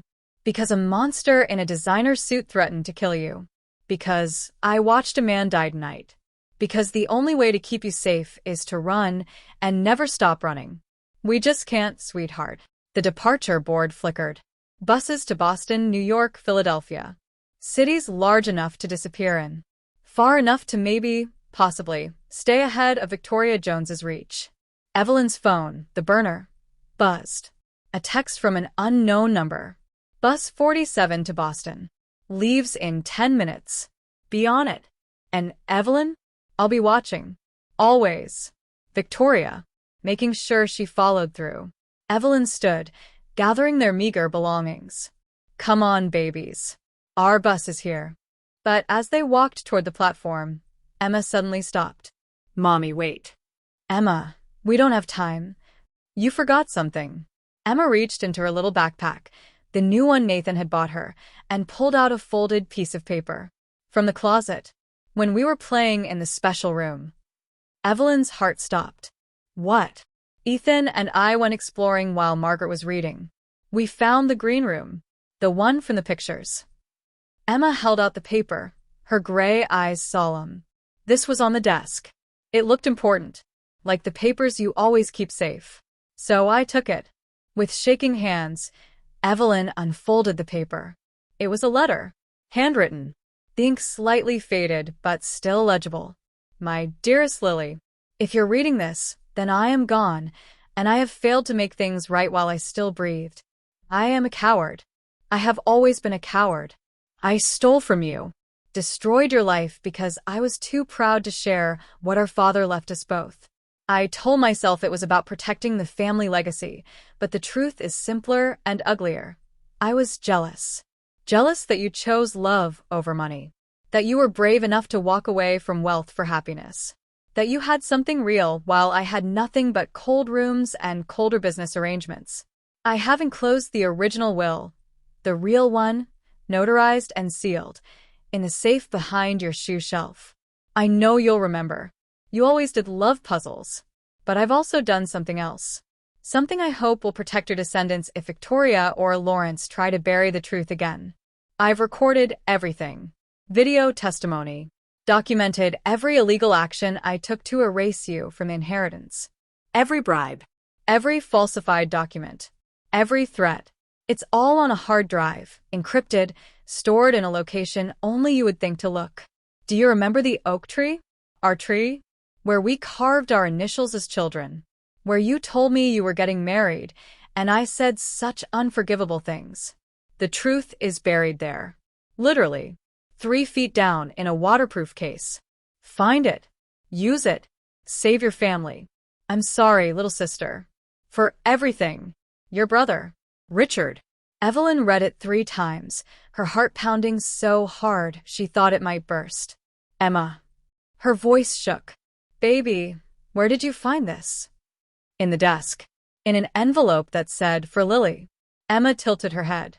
Did I do good, Mommy? Evelyn pulled her daughter into a crushing hug. You did perfect. You did so perfect. Because this changed everything. Victoria had burned the documents from the safe. But she didn't know about the video testimony, the hard drive, the evidence Richard had hidden as insurance or penance, or both. And she definitely didn't know about an oak tree on the property.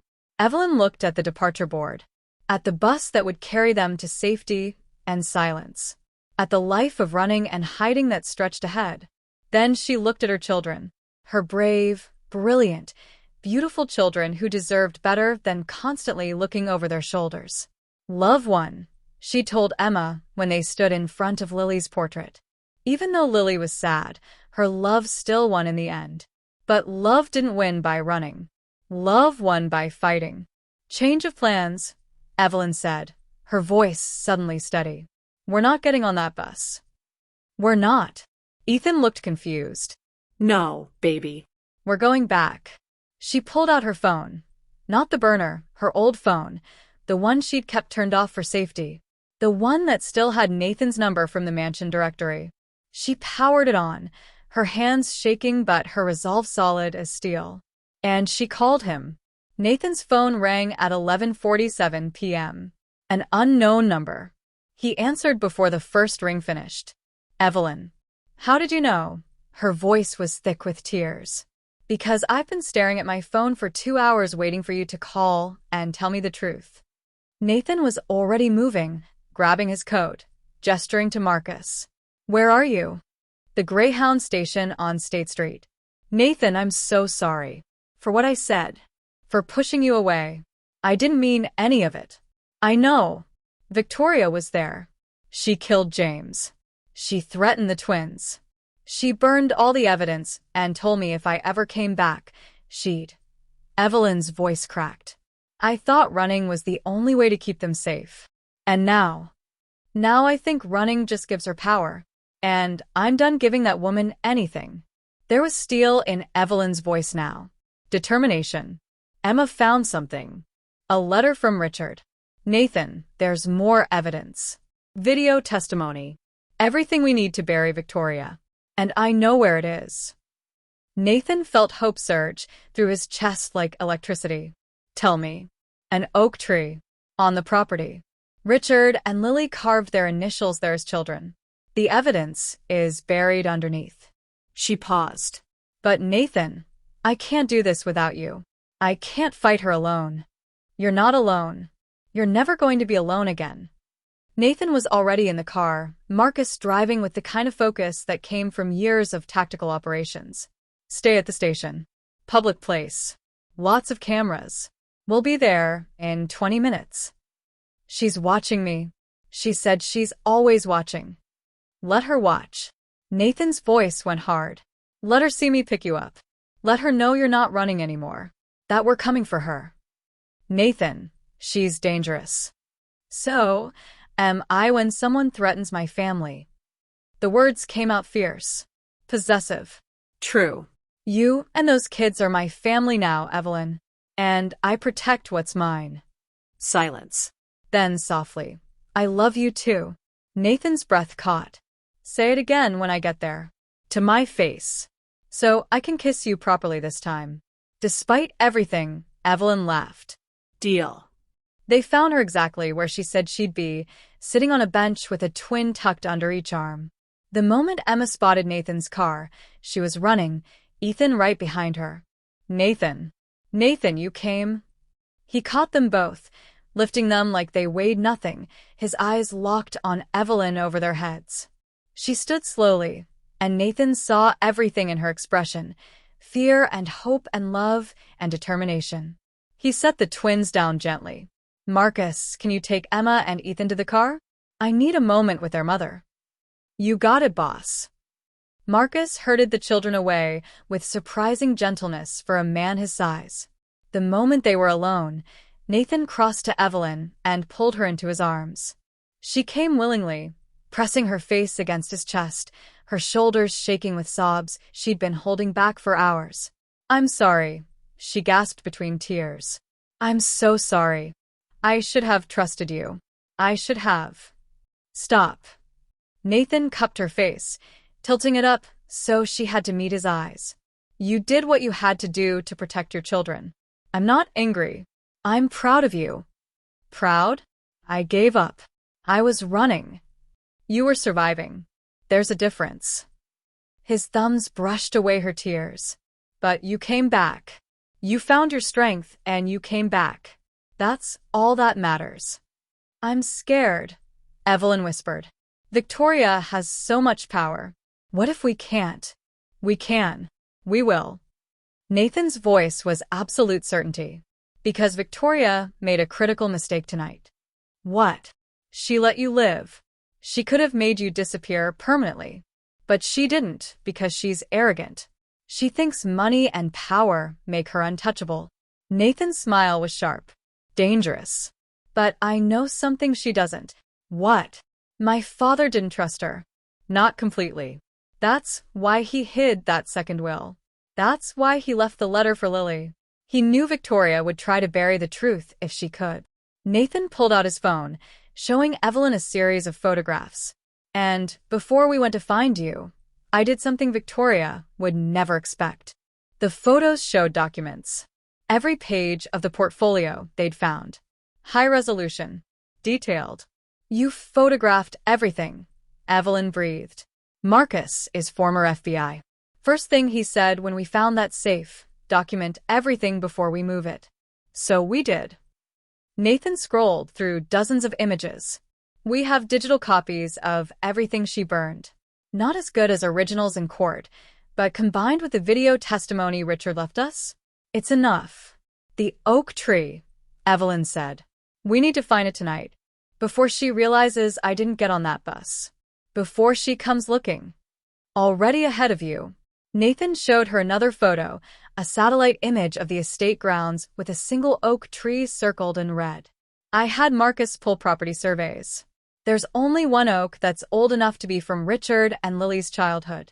Northeast corner of the estate. Near the old garden. Then what are we waiting for? Nathan caught her hand as she turned to leave. Evelyn. Wait. What? He pulled her back, his expression intense. You said something on the phone. I need to hear it again. I need to know I didn't imagine it. Evelyn's breath caught. Then, clearly and deliberately. I love you, Nathan Hale. I love your kindness and your strength and the way you look at my children like they matter. I love that you're nothing like your father. That you chose truth over money. That you're standing here with me instead of taking the easy way out. I love you too, Nathan said. And when this is over, when we've buried Victoria and secured the inheritance and made sure your kids are safe, I'm going to marry you. If you'll have me. That's not a proposal. That's a declaration. Do you want a proposal? Nathan smiled, and it was devastating. Because I can get on one knee right here in this bus station. Don't you dare. But Evelyn was smiling through her tears. Ask me again, when we're not running for our lives. Deal. He kissed her then, soft and sweet and full of promise. Now, let's go find that evidence and end this. They reached the estate at 1:15 a.m. Nathan had called ahead to his security team, the ones he trusted, the ones who'd been with the family for years and had no connection to Victoria. The grounds were locked down. No one in or out without his explicit permission. The oak tree stood silent and ancient in the northeast corner, its massive trunk scarred with age and initials carved long ago. RH plus LH. Richard and Lily Hale. Two children who'd loved each other before money and pride destroyed everything. Marcus brought shovels and a metal detector. If it's here, we'll find it.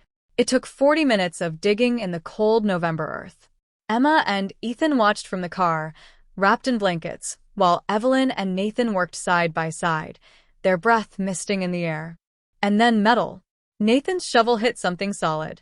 They dropped to their knees, digging with their hands now, pulling away dirt and roots until a metal case emerged. Waterproof. Locked. Can you open it? Evelyn asked. Marcus examined the lock. Give me 2 minutes. It took 3, but then the case clicked open. Inside was a hard drive in a protective sleeve. And a note in Richard's handwriting. To whoever finds this, I was wrong. About everything. Use this to make it right. Nathan held up the hard drive. This is it. This is everything we need. We should watch it, Evelyn said. Make sure it's really, boss. Marcus's voice was urgent. We've got company. 3 vehicles just breached the north gate. Moving fast. Nathan's expression hardened. Victoria. How did she know? Evelyn demanded. The security guard. The insider. Marcus was already moving, ushering them toward the house. She must have put more than one person on her payroll. Someone saw the lights. Called it in. They ran for the mansion, the hard drive clutched in Nathan's hands. Behind them, headlights cut through the darkness. Get inside, Nathan ordered. Marcus, take Evelyn and the twins to the safe room. Now. What about you? Evelyn grabbed his arm. I'm going to have a conversation with Victoria Jones. Nathan's smile was cold. And remind her whose house this is. Nathan. She killed James without blinking. She'll kill you too. Not if she wants to avoid a murder charge with a dozen witnesses. He cupped her face. Trust me. Please. Let me do this. Evelyn wanted to argue, wanted to stay and fight beside him. But Emma and Ethan were there and they had to come first. Don't you dare die on me, she said fiercely. We have a wedding to plan. Nathan kissed her forehead. Wouldn't miss it for the world. Then he was gone, striding toward the front entrance like a man who owned everything and feared nothing. Marcus pulled Evelyn and the twins toward the east wing. There's a panic room. Reinforced. Communication systems. You'll be safe there while this plays out. I don't want to hide. You're not hiding. You're protecting the children and the evidence. Marcus handed her the hard drive. That's the ball game right there. Whatever happens, you keep that safe. Promise me. Evelyn nodded, clutching the hard drive to her chest. They reached the panic room just as they heard Victoria's voice echoing through the mansion entrance. Nathan Hale. We need to talk. Now. Marcus sealed Evelyn and the twins inside. Through the security monitors, she could see Nathan standing in the grand foyer. Calm. Controlled. Magnificent. And Victoria Jones sweeping in with her security detail, fury radiating from every line of her designer-clad body. You're supposed to let her go, Victoria snarled. I don't take orders from you, Nathan replied coolly. This is my house. My family. My decision. That woman is a con artist. That woman is my fiancée. And you will speak about her with respect or you will leave. Immediately. Victoria's expression shifted. Calculation replacing rage. Nathan. Don't be foolish. I understand she's attractive and you're lonely, but… Stop talking. Nathan's voice cracked like a whip. I know what you did. I know about James. About the warehouse. About threatening Evelyn and her children. You can't prove. I don't have to prove it right now. I just have to make you understand something. Nathan stepped closer. You made a mistake, Victoria. A big one. You forgot that I'm not my father. I don't value money over people. I don't protect business interests over doing what's right. What are you saying? I'm saying I'm done. With you. With the company. With all of it. Nathan's smile was terrifying. Effective immediately, I'm dissolving my partnership with Victoria Jones. You can buy out my shares at market value, or I'll sell them to someone else. Your choice. Victoria laughed. You can't do that. The contracts. Say I can, actually. My lawyers already checked. There's a clause for dissolution in the event of irreconcilable differences. Nathan pulled out his phone. I'd say threatening to murder my fiancée and her children qualifies. You'll destroy the company. Your father's legacy was built on lies and stolen inheritance. So yes. I'll destroy it. Happily.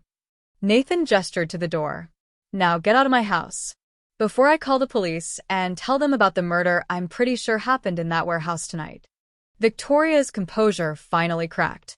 You have no idea what you're dealing with. I will bury you. No.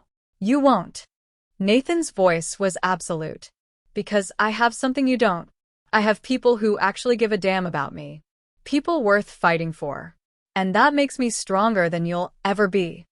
In the panic room, watching through the monitors, Evelyn felt tears streaming down her face. Emma squeezed her hand. See, Mommy? I told you. He's one of the good ones. Yeah, baby, Evelyn whispered. He really is. Victoria left. She had no choice. Not with Nathan's security team standing ready and witnesses everywhere. But as her car disappeared down the drive, Nathan knew this wasn't over. The real battle was just beginning. And this time, they'd fight it together. The hard drive contained 47 minutes of testimony. They watched it in Nathan's study at 3 a.m.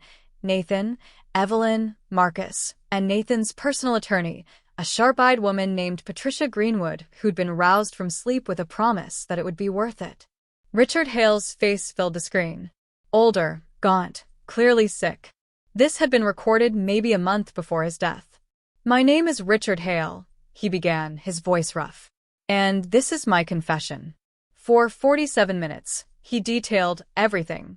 The falsified documents, the bribes paid to judges and court clerks, the harassment campaign against Lily, the threats, the systematic erasure of his sister from the family fortune. But that wasn't the shocking part. The shocking part came at minute 32. Victoria Jones approached me 15 years ago with a proposal, Richard said on screen. She would invest $40 million in the company. In exchange, I would guarantee that no other heirs would surface to complicate the estate. At the time, I believed Lily was too broken to fight anymore. I thought I could make that guarantee safely. He paused, his expression haunted. What I didn't know was that Victoria had her own reasons for wanting to ensure there were no other Hale heirs. You see, Victoria Jones isn't just my business partner. Richard leaned closer to the camera. She's my half-sister. Evelyn gasped. Nathan went rigid.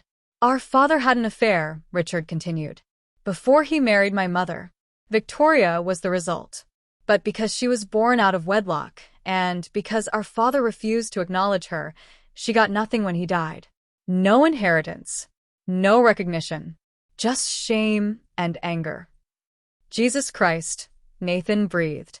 Victoria spent her entire life building her own fortune, Richard said, becoming successful enough that she could buy her way into the family that rejected her.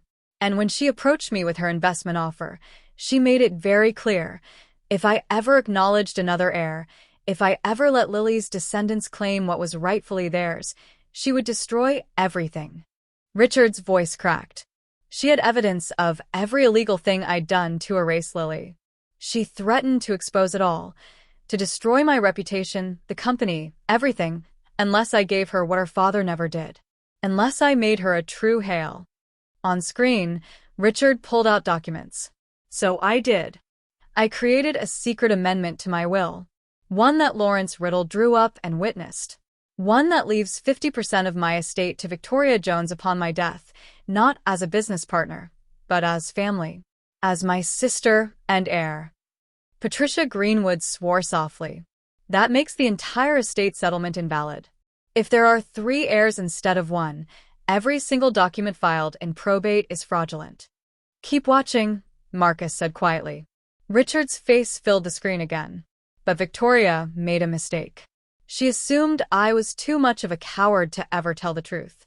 That I'd take her secrets to my grave. His smile was bitter. She was almost right, but then I got sick. And facing death makes you reevaluate your choices. He held up more papers. I hired a private investigator. Found out what Victoria has been doing for the past 15 years. And it's extensive. She's not just a ruthless businesswoman. She's a criminal. Fraud. Bribery. Blackmail. She's used Hale Corporation resources to fund illegal activities. And when people got in her way. Richard's expression went dark. 3 business rivals have died under suspicious circumstances. A whistleblower who threatened to expose her accounting fraud drowned in a boating accident. A journalist who was investigating her disappeared. And I have evidence, emails, financial records, witness testimony, linking Victoria to all of it. Nathan's hands clenched on the desk. My father knew she was a murderer, and he stayed in business with her? Out of fear, Evelyn said softly. She had leverage. She had proof of his crimes against Lily. On screen, Richard continued. This hard drive contains everything.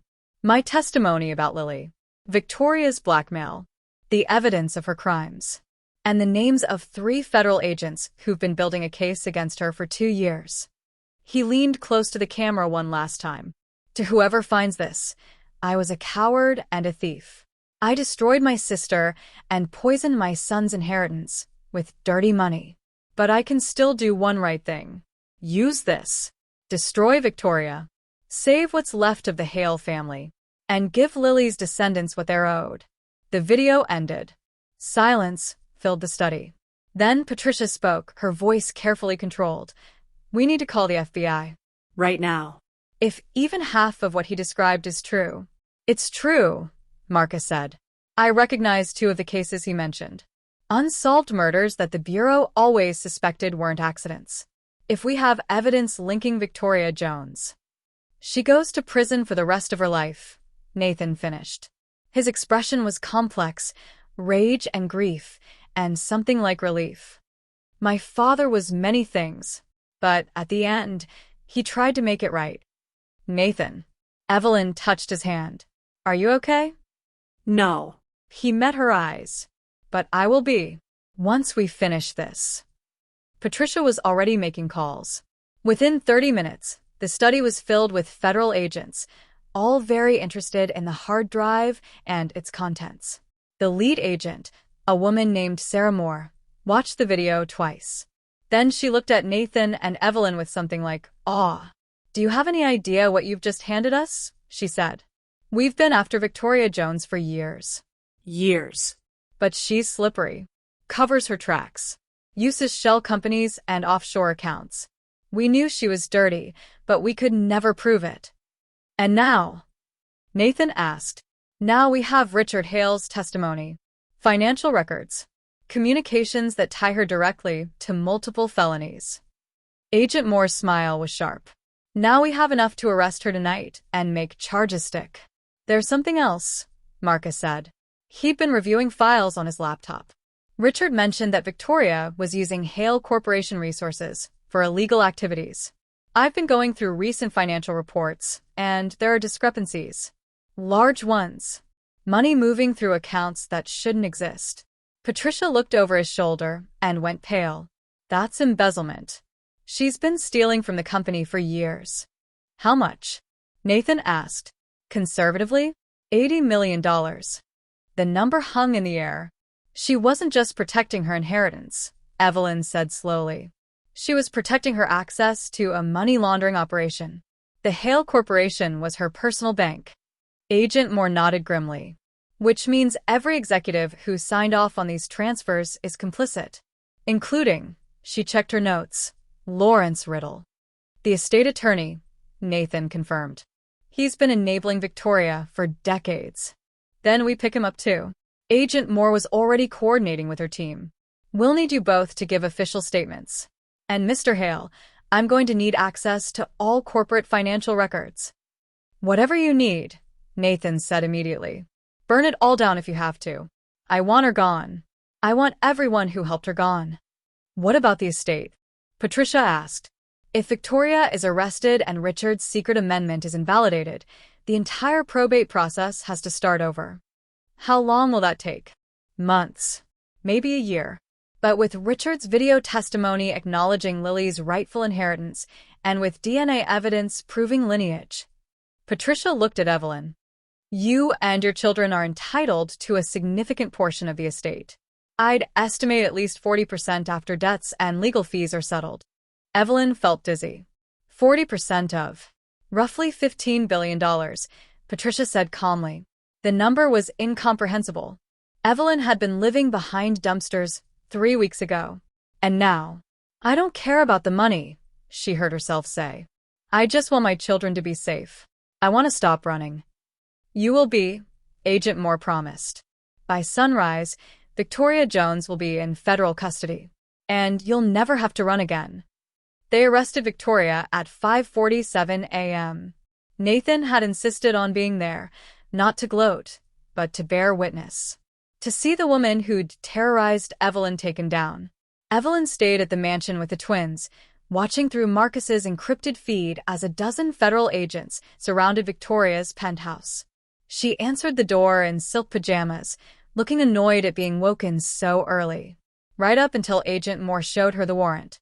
Victoria Jones, you're under arrest for conspiracy to commit murder, fraud, embezzlement, and about 15 other charges I'm going to enjoy reading to you. The color drained from Victoria's face. This is absurd. I want my lawyer. You'll get your phone call. Agent Moore gestured, and 2 agents moved to cuff her. But I should warn you, we've already arrested Lawrence Riddle. And he's been very talkative about your business arrangement. Victoria's composure shattered. She looked past the agents to where Nathan stood in the hallway, and her expression went venomous. You, she hissed. You stupid, sentimental fool. You're just like your father. Too weak to do what's necessary. No, Nathan said calmly. I'm exactly unlike my father. Because I'm choosing truth over money. People over power. And I'm perfectly okay with that. You'll regret this. When the company collapses. When the lawsuits start. When you realize what you've thrown away. I've thrown away nothing that matters. Nathan's voice was steel. But you? You've lost everything. Your freedom. Your fortune. Your revenge against a family that rejected you. All because you couldn't let go of your anger long enough to just be human. Victoria lunged at him, but the agents held her back. As they led her away, she was screaming threats and obscenities that echoed through the marble hallway. Nathan watched until she disappeared into the elevator. Then he turned to Agent Moore. Is it really over? The arrest is over. The trial will take time. But yes, Mr. Hale, she's not going to hurt anyone else. Agent Moore paused. For what it's worth, your father did the right thing at the end. That evidence is going to put away a very dangerous person. Nathan nodded slowly. Thank you. He walked out of Victoria's building into the early morning light. Marcus was waiting with the car. How's Evelyn?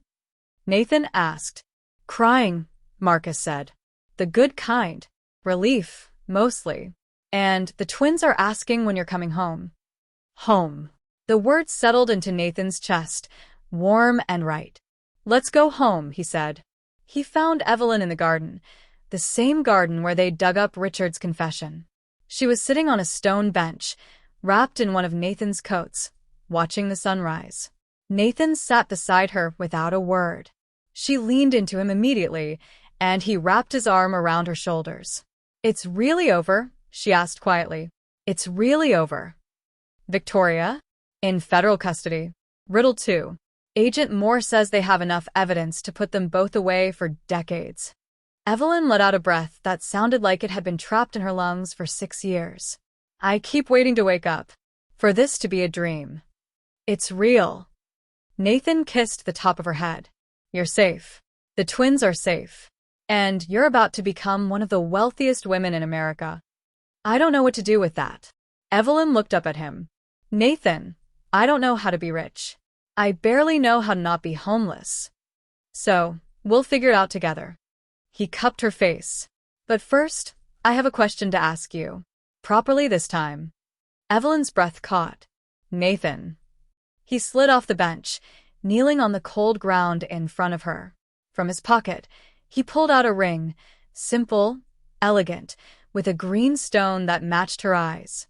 This was my mother's, he said softly. The only piece of jewelry my father kept after she died. I think he'd want you to have it. You who are everything she was. Strong and brave and full of love. Evelyn's eyes filled with tears. Evelyn James, you walked into my life 3 weeks ago and turned everything upside down. You made me question everything I thought I knew. You made me want to be better. To do better.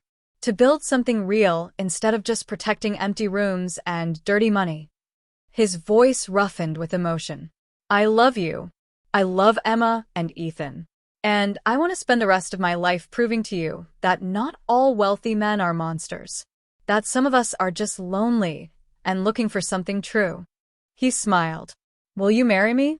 Will you let me be a father to your children? Will you build a life with me that has nothing to do with inheritance or revenge or the past, and everything to do with love? Evelyn was crying openly now. Yes. God, yes. 1,000 times yes. Nathan slipped the ring onto her finger, a perfect fit, and then he was standing, pulling her into his arms, kissing her like she was oxygen and he'd been drowning. When they finally broke apart, Emma's voice rang out across the garden. Did he ask you?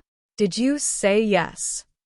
They turned to find the twins running toward them, Marcus trailing behind with an apologetic expression. I told them to wait inside, he said. They didn't listen. Emma and Ethan crashed into Evelyn and Nathan, a tangle of small arms and excited voices. Does this mean Nathan's going to be our daddy? Ethan asked. Nathan crouched down to the boy's level. Only if you want me to be. I know I can't replace your biological father, but I promise I will love you and protect you and be there for you. Always. If you'll let me. Ethan studied him seriously. Then, will you teach me to play baseball? Nathan laughed, surprised. Absolutely.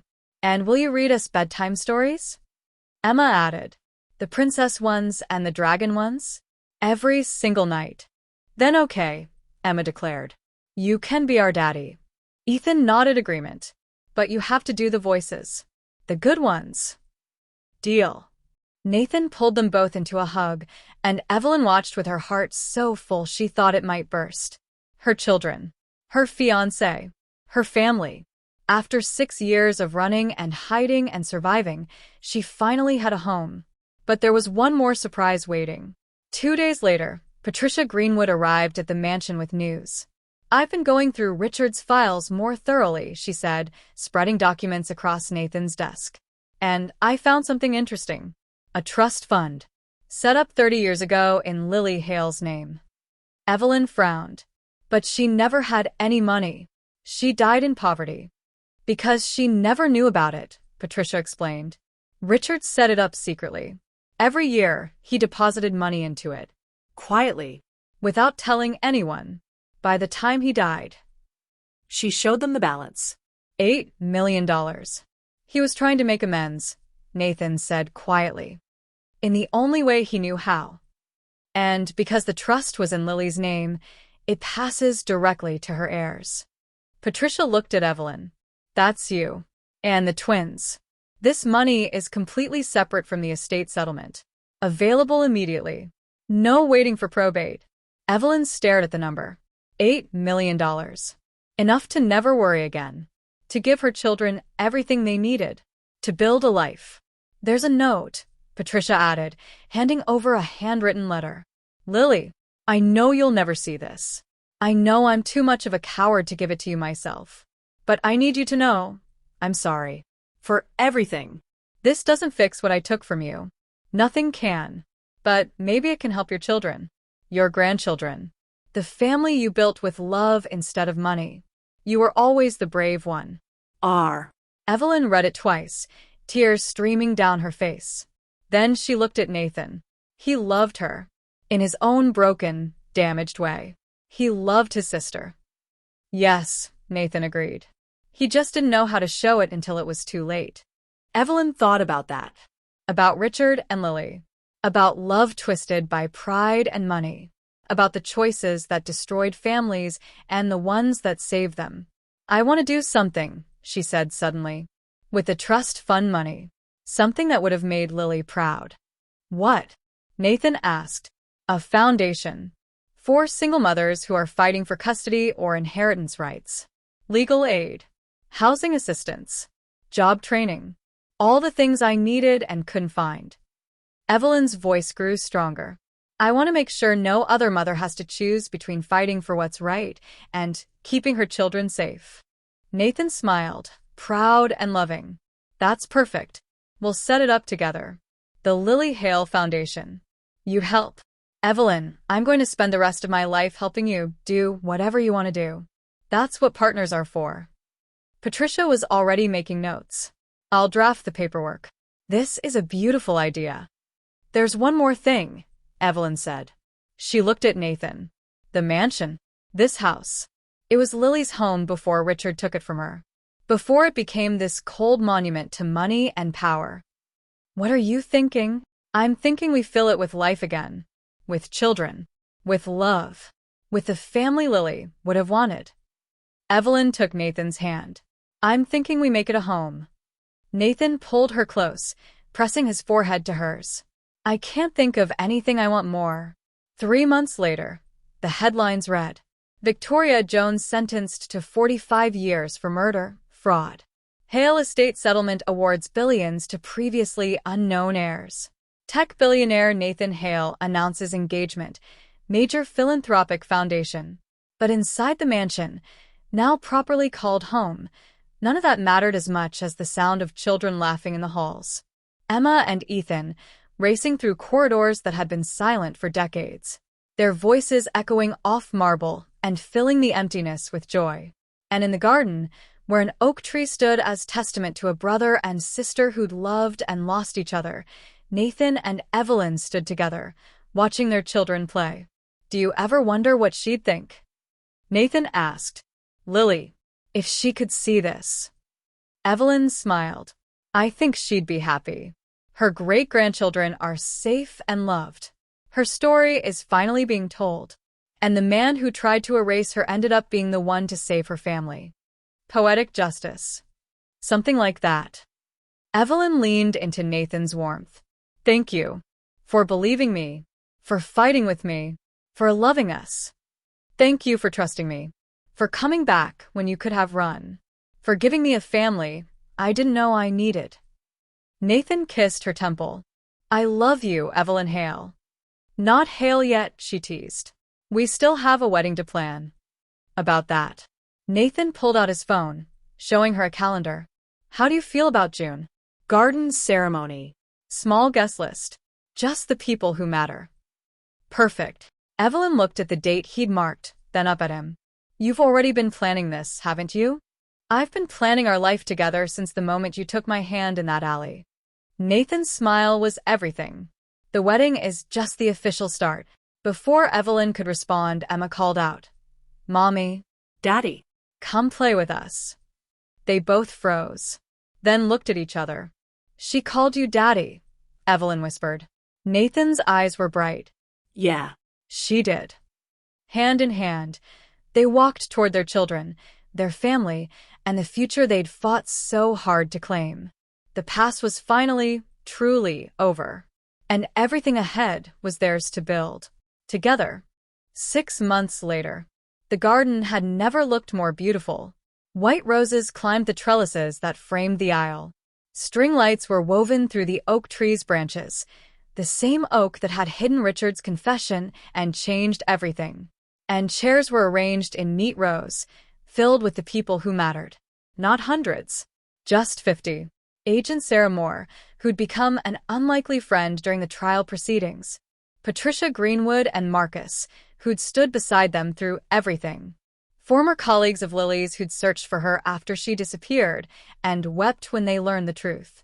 And a dozen children from the Lily Hale Foundation's first transitional housing facility, kids who understood what it meant to fight for a future. Emma stood at the end of the aisle in her flower girl dress, not the impractical princess gown from the store, but something she'd helped design herself. Green like Lily's portrait. Like her eyes. Like the ring on her mother's finger.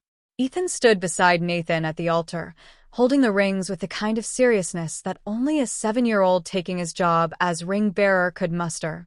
He'd grown 3 inches in 6 months. Started 2nd grade at a school where his brilliance was nurtured instead of overlooked.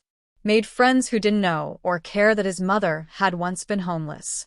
He was just Ethan. Happy. Safe. Loved. The music started, not traditional wedding march, but something softer. A piano piece that Evelyn had chosen because it reminded her of hope. And then she appeared. Nathan's breath caught. Evelyn walked down the aisle alone. She'd insisted, wanting to come to him as herself, not given away by anyone. Her dress was simple, elegant, the kind of timeless beauty that had nothing to do with price tags and everything to do with the woman wearing it. But it was her face that destroyed him. Radiant, peaceful, looking at him like he was her whole world. She reached the altar, and Nathan took her hands, his voice rough with emotion. You're beautiful. You're not so bad yourself, she whispered back, eyes bright with happy tears. The ceremony was short. Personal. The officiant spoke about love that transforms. About families built not just by blood, but by choice. About courage in the face of impossible odds. And when it came time for vows, Nathan went first. Evelyn, he said, his voice carrying across the garden. 6 months ago, I was living in a tomb, surrounded by wealth and completely empty inside. And then you crashed into my life, fierce and terrified and so brave it took my breath away. He squeezed her hands. You taught me that family isn't about legacy or money. It's about showing up. About fighting for the people you love. About choosing truth even when lies would be easier. His voice roughened. You gave me Emma and Ethan. You gave me purpose. You gave me a reason to be better than my father ever was. And I promise, I will spend every day of the rest of our lives proving worthy of that gift." Evelyn was crying openly now. She took a shaky breath and began her own vows. "Nathan, I came to you with nothing. Less than nothing. I was broken and desperate and so tired of fighting alone." She looked into his eyes. "And you saw me." "Not the homeless woman. Not the inheritance claim. "Just me." And you chose to stand beside me anyway." Her voice grew stronger. "You gave my children safety when we had none. You gave us a home when we'd forgotten what that word meant. You took a woman who trusted no one and loved her anyway." Evelyn smiled through her tears.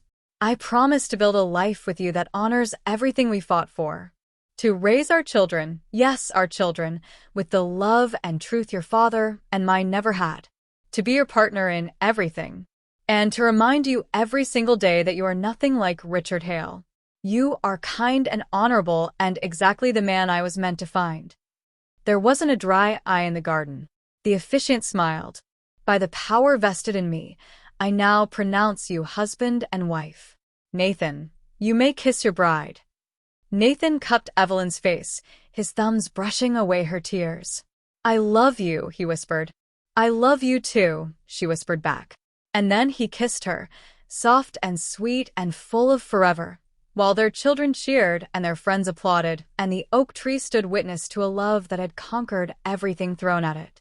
2 years later, the Lily Hale Foundation occupied an entire floor of a downtown building. What had started as a dream had become a lifeline for hundreds of women and children. Evelyn walked through the offices, greeting staff members by name, checking on cases, offering encouragement. She'd learned so much in 2 years. How to run a nonprofit. How to navigate legal systems. How to turn her pain into purpose. Mrs. Hale, her assistant, a young woman named Maria, poked her head into Evelyn's office. "The family from the Bridgeport facility is here. The Johnsons. Send them in." A woman entered, mid-30s, eyes that had seen too much, holding the hands of 2 small children. Evelyn recognized that look. That exhaustion mixed with desperate hope. "Mrs. Johnson, please sit." Evelyn came around her desk, gesturing to the comfortable chair she'd chosen specifically to make this office feel less intimidating. "Maria tells me you're in a custody dispute?" "My ex-husband is trying to take my kids." Mrs. Johnson's voice shook. "He has money, lawyers, and I have nothing. I've been living in my car for 3 months. The judge says that makes me unfit." "Stop." Evelyn's voice was gentle but firm. "Having money doesn't make someone a good parent. And not having money doesn't make you a bad one. You're here. You're fighting. That's what matters." "But I can't afford a lawyer." "You don't need to. That's why we exist." Evelyn pulled out intake forms. "We're going to assign you one of our attorneys. We're going to help you find stable housing. We're going to make sure those children stay with their mother, who loves them." "Okay." Mrs. Johnson started crying. "Why?" "Why would you help me? You don't even know me." Evelyn thought about an alley behind a cafe. About a man who'd offered help to a stranger. About how one act of kindness had changed everything. "Because someone helped me once," she said simply. "When I had nothing and no one believed me. And now it's my turn to pay that forward." She spent an hour with the Johnsons, setting up services, making calls, ensuring they had everything they needed. After they left, with hope in their eyes instead of despair, Evelyn sat at her desk and looked at the photo there. Her wedding day. Nathan kissing her while Emma and Ethan laughed. Perfect. Complete. Her phone buzzed. A text from Nathan. "How's the world changing going?" Evelyn smiled, typing back. "One family at a time. How's your day? Board meeting was boring. But I convinced them to increase our charitable giving by 30%. You're rubbing off on me." "Good." "See you at home? Always. Home." The words still made her heart warm. That evening, Evelyn pulled into the circular driveway of the mansion, but it didn't feel like a mansion anymore. It felt like what it was, home. The East Wing had been converted into a private school for gifted children from low-income families. Emma and Ethan attended, along with 20 other kids who were getting the kind of education money usually bought but talent deserved. The West Wing housed the foundation's main offices and a legal clinic. And the central residence, the part where they actually lived, had been transformed. Warm colors replaced cold marble. Photographs of laughing children covered walls that once held stuffy portraits. The kitchen actually got used, filled with the smell of whatever experiment Nathan was attempting for dinner. Evelyn found him there now, covered in flour, while Emma explained very seriously that you couldn't just add random ingredients to cookie dough. But what if random ingredients make it better? Nathan argued. They won't, Daddy. That's not how chemistry works. Ethan looked up from his homework at the kitchen table. Mom. Tell Dad that baking is a science, and he needs to follow the recipe. Evelyn laughed, kissing Nathan hello before surveying the mess. What happened here? Your husband decided to make cookies, Emma said with the long-suffering tone of someone deeply inconvenienced. Without reading instructions. I'm an innovator, Nathan defended. You're a disaster, Evelyn teased, but she was smiling. Go wash up. All of you. Dinner's in 30 minutes, and we're eating as a family. Can't we eat the cookies? Ethan asked hopefully.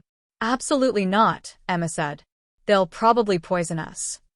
So dramatic, Nathan muttered, but he was grinning. This chaos and laughter and ridiculous arguments about baking. This was everything Evelyn had fought for. Everything she'd almost lost. After dinner, takeout, because Nathan's cooking experiment had indeed been inedible, they settled in the family room. A space that used to be Richard's formal sitting room was now filled with comfortable furniture, scattered toys, and walls covered in the twins' artwork. Story time, Emma declared, bringing Nathan the biggest book she could find. This one's going to take all night, Nathan protested. Do the voices, Daddy, Ethan insisted, snuggling against his side. Emma climbed onto Evelyn's lap, and they sat together. This family they'd built from broken pieces, while Nathan read about dragons and princesses and brave heroes who saved the day. Evelyn watched her children's faces. Bright. Engaged. Completely secure in the knowledge that they were loved and safe and home. She caught Nathan's eye over the book, and he smiled at her. That same devastating smile that had convinced her to trust him in an alley 2.5 years ago. Thank you, she mouthed. For what? He mouthed back. Everything. Later, after the twins were tucked into bed with kisses and promises of pancakes in the morning, Nathan and Evelyn stood together on the balcony off their bedroom.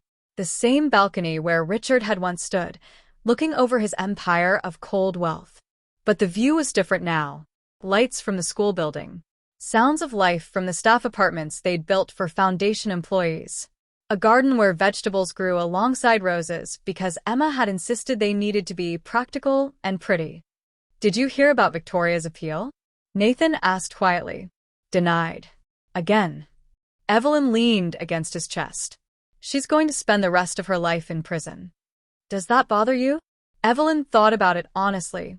No. She chose greed and revenge over everything else. Over family. Over truth. Over basic humanity. And she killed people, Nathan. She killed James and who knows how many others. She paused. I don't celebrate her suffering, but I don't mourn her freedom either. Fair. Nathan's arms tightened around her. Riddle took a plea deal. 20 years. I heard. Also fair. They stood in comfortable silence for a moment. Then Nathan said, I got a call from the Historical Society today. They want to do an exhibit. About Lily. About her life and what happened to her. Really? They want to call it Love and Legacy, the true story of Lily Hale. Feature her art. Did you know she painted? I found dozens of canvases in storage. Beautiful work. Nathan's voice was soft. They want to tell her story the right way. Not as a footnote to my father's history, but as her own person. Someone who chose love and paid for it, but whose family ultimately won. Evelyn felt tears prick her eyes. She'd like that. I think so too. Nathan turned Evelyn to face him. What about you? How are you feeling about the DNA results? The test had been a formality for the estate settlement. But seeing it in black and white, 99.9% probability that Evelyn was Richard Hale's niece had been strange. Validating, but strange. It's weird, Evelyn admitted. Knowing that man was my uncle. That you and I are technically cousins by marriage. Very distant cousins, Nathan interjected. Like, barely related. Still weird. But Evelyn was smiling. Although it does mean Emma and Ethan have a genetic connection to you, they really are Hales. They were always Hales. The DNA just proved what I already knew. Nathan cupped her face. They have the eyes, the stubbornness, the brilliant, beautiful way of seeing the world. They're family. Biology is just paperwork. I love you, Evelyn said, for the 1,000th time, and it still felt new. I love you too, Nathan replied, for the 1,000th time, and it still felt true. They kissed under the stars, in the home they'd reclaimed from darkness, surrounded by the life they'd built from ashes. And somewhere Evelyn liked to think, Lily was watching. Finally at peace. Finally vindicated. Her love had won after all. 5 years later. Emma was 12 now, all long limbs and fierce opinions, and a burning desire to become a civil rights attorney, so I can help people like Mom helps people. Ethan was 12 too, obviously, and had just won a national science competition with a project about sustainable housing for homeless populations. Because everyone deserves a safe place to sleep, and science should solve real problems. They were everything Evelyn had dreamed they'd be. Happy. Healthy. Kind. Using their privilege to help others instead of hoarding it. The Lily Hale Foundation had expanded to 12 cities. Over 3,000 women and children helped. Hundreds of custody cases won. Millions of dollars in legal fees covered. Lives changed. Nathan had stepped back from day-to-day operations of what remained of Hale Corporation, keeping only enough involvement to ensure it operated ethically. Most of his time now went to the foundation and to a new venture, affordable housing developments that actually treated residents with dignity. Like someone very smart once told me, he'd said when announcing the project, everyone deserves a safe place to sleep. And Evelyn had written a book. Invisible, a memoir of inheritance, injustice, and love. It had come out 3 months ago and immediately hit bestseller lists. Not because of the scandal, though people were certainly interested in that, but because of the raw, honest way she told her story. The fear, the desperation, the choice to keep fighting even when giving up would have been easier. And the love story. The man who'd seen her when she was invisible to everyone else. Today was the book tour's final stop.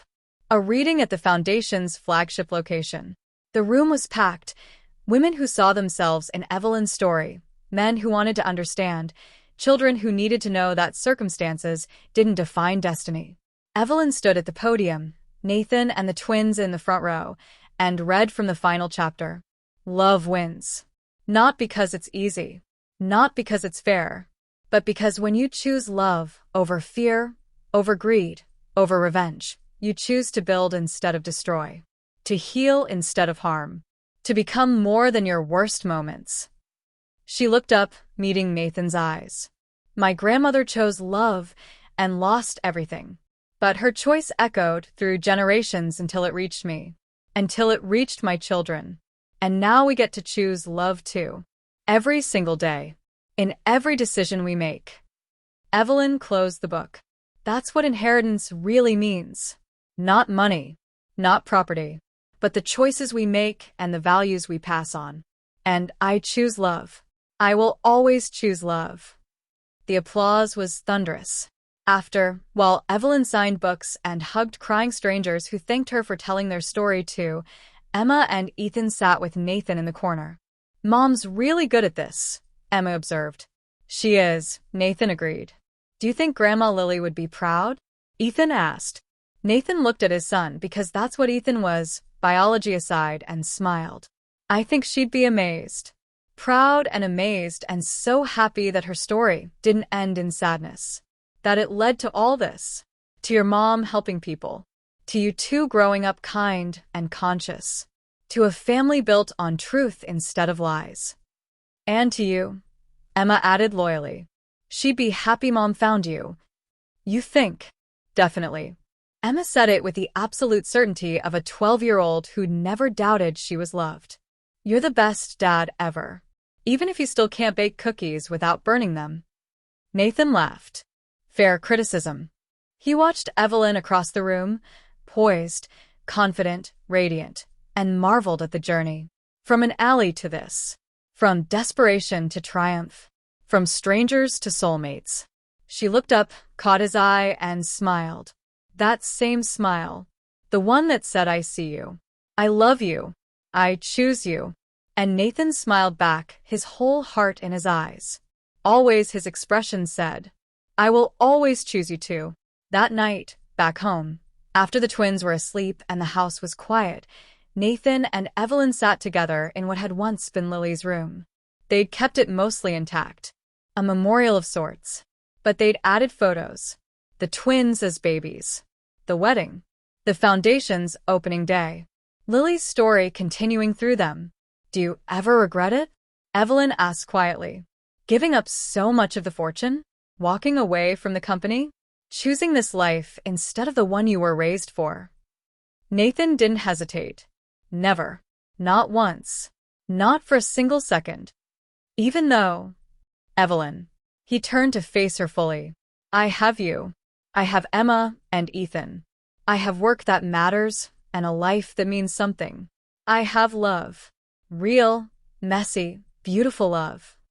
His voice roughened. Everything I gave up was just money. What I gained was everything that actually matters. Evelyn kissed him, pouring 6 years of gratitude and love and partnership into it. Thank you, she whispered against his lips. For seeing me. For believing me. For loving us. Thank you for letting me, Nathan whispered back. For trusting me. For building this life with me. For showing me what family really means. They stayed there for a long moment, in Lily's room, surrounded by the evidence of how love, despite everything, had won. And outside, the oak tree stood silent. Witness to secrets and confessions. To an inheritance that was always about more than money. To a family that chose each other. To a love that conquered everything. The end. Oh my goodness, we made it. We made it to the happy ending they deserved. I need to hear from you one last time. What was your favorite part of this entire journey? The moment you fell in love with these characters? The twist that shocked you most? The scene that made you cry? Drop a comment below and share your thoughts. Tell me how the story made you feel. Tell me if you'd want to read more stories like this. And if you haven't subscribed yet, if you've been reading all 9 parts without hitting that button, now is the time. Subscribe so you never miss another story. Because I'm going to keep bringing you these emotionally rich, twist-filled, satisfying tales of love and justice and hope. Thank you for going on this journey with Evelyn, Nathan, Emma, and Ethan. Thank you for believing in love that wins. And thank you for being part of this community. Until the next story, remember, choose love. Choose truth. Choose to fight for what matters. I'll see you soon.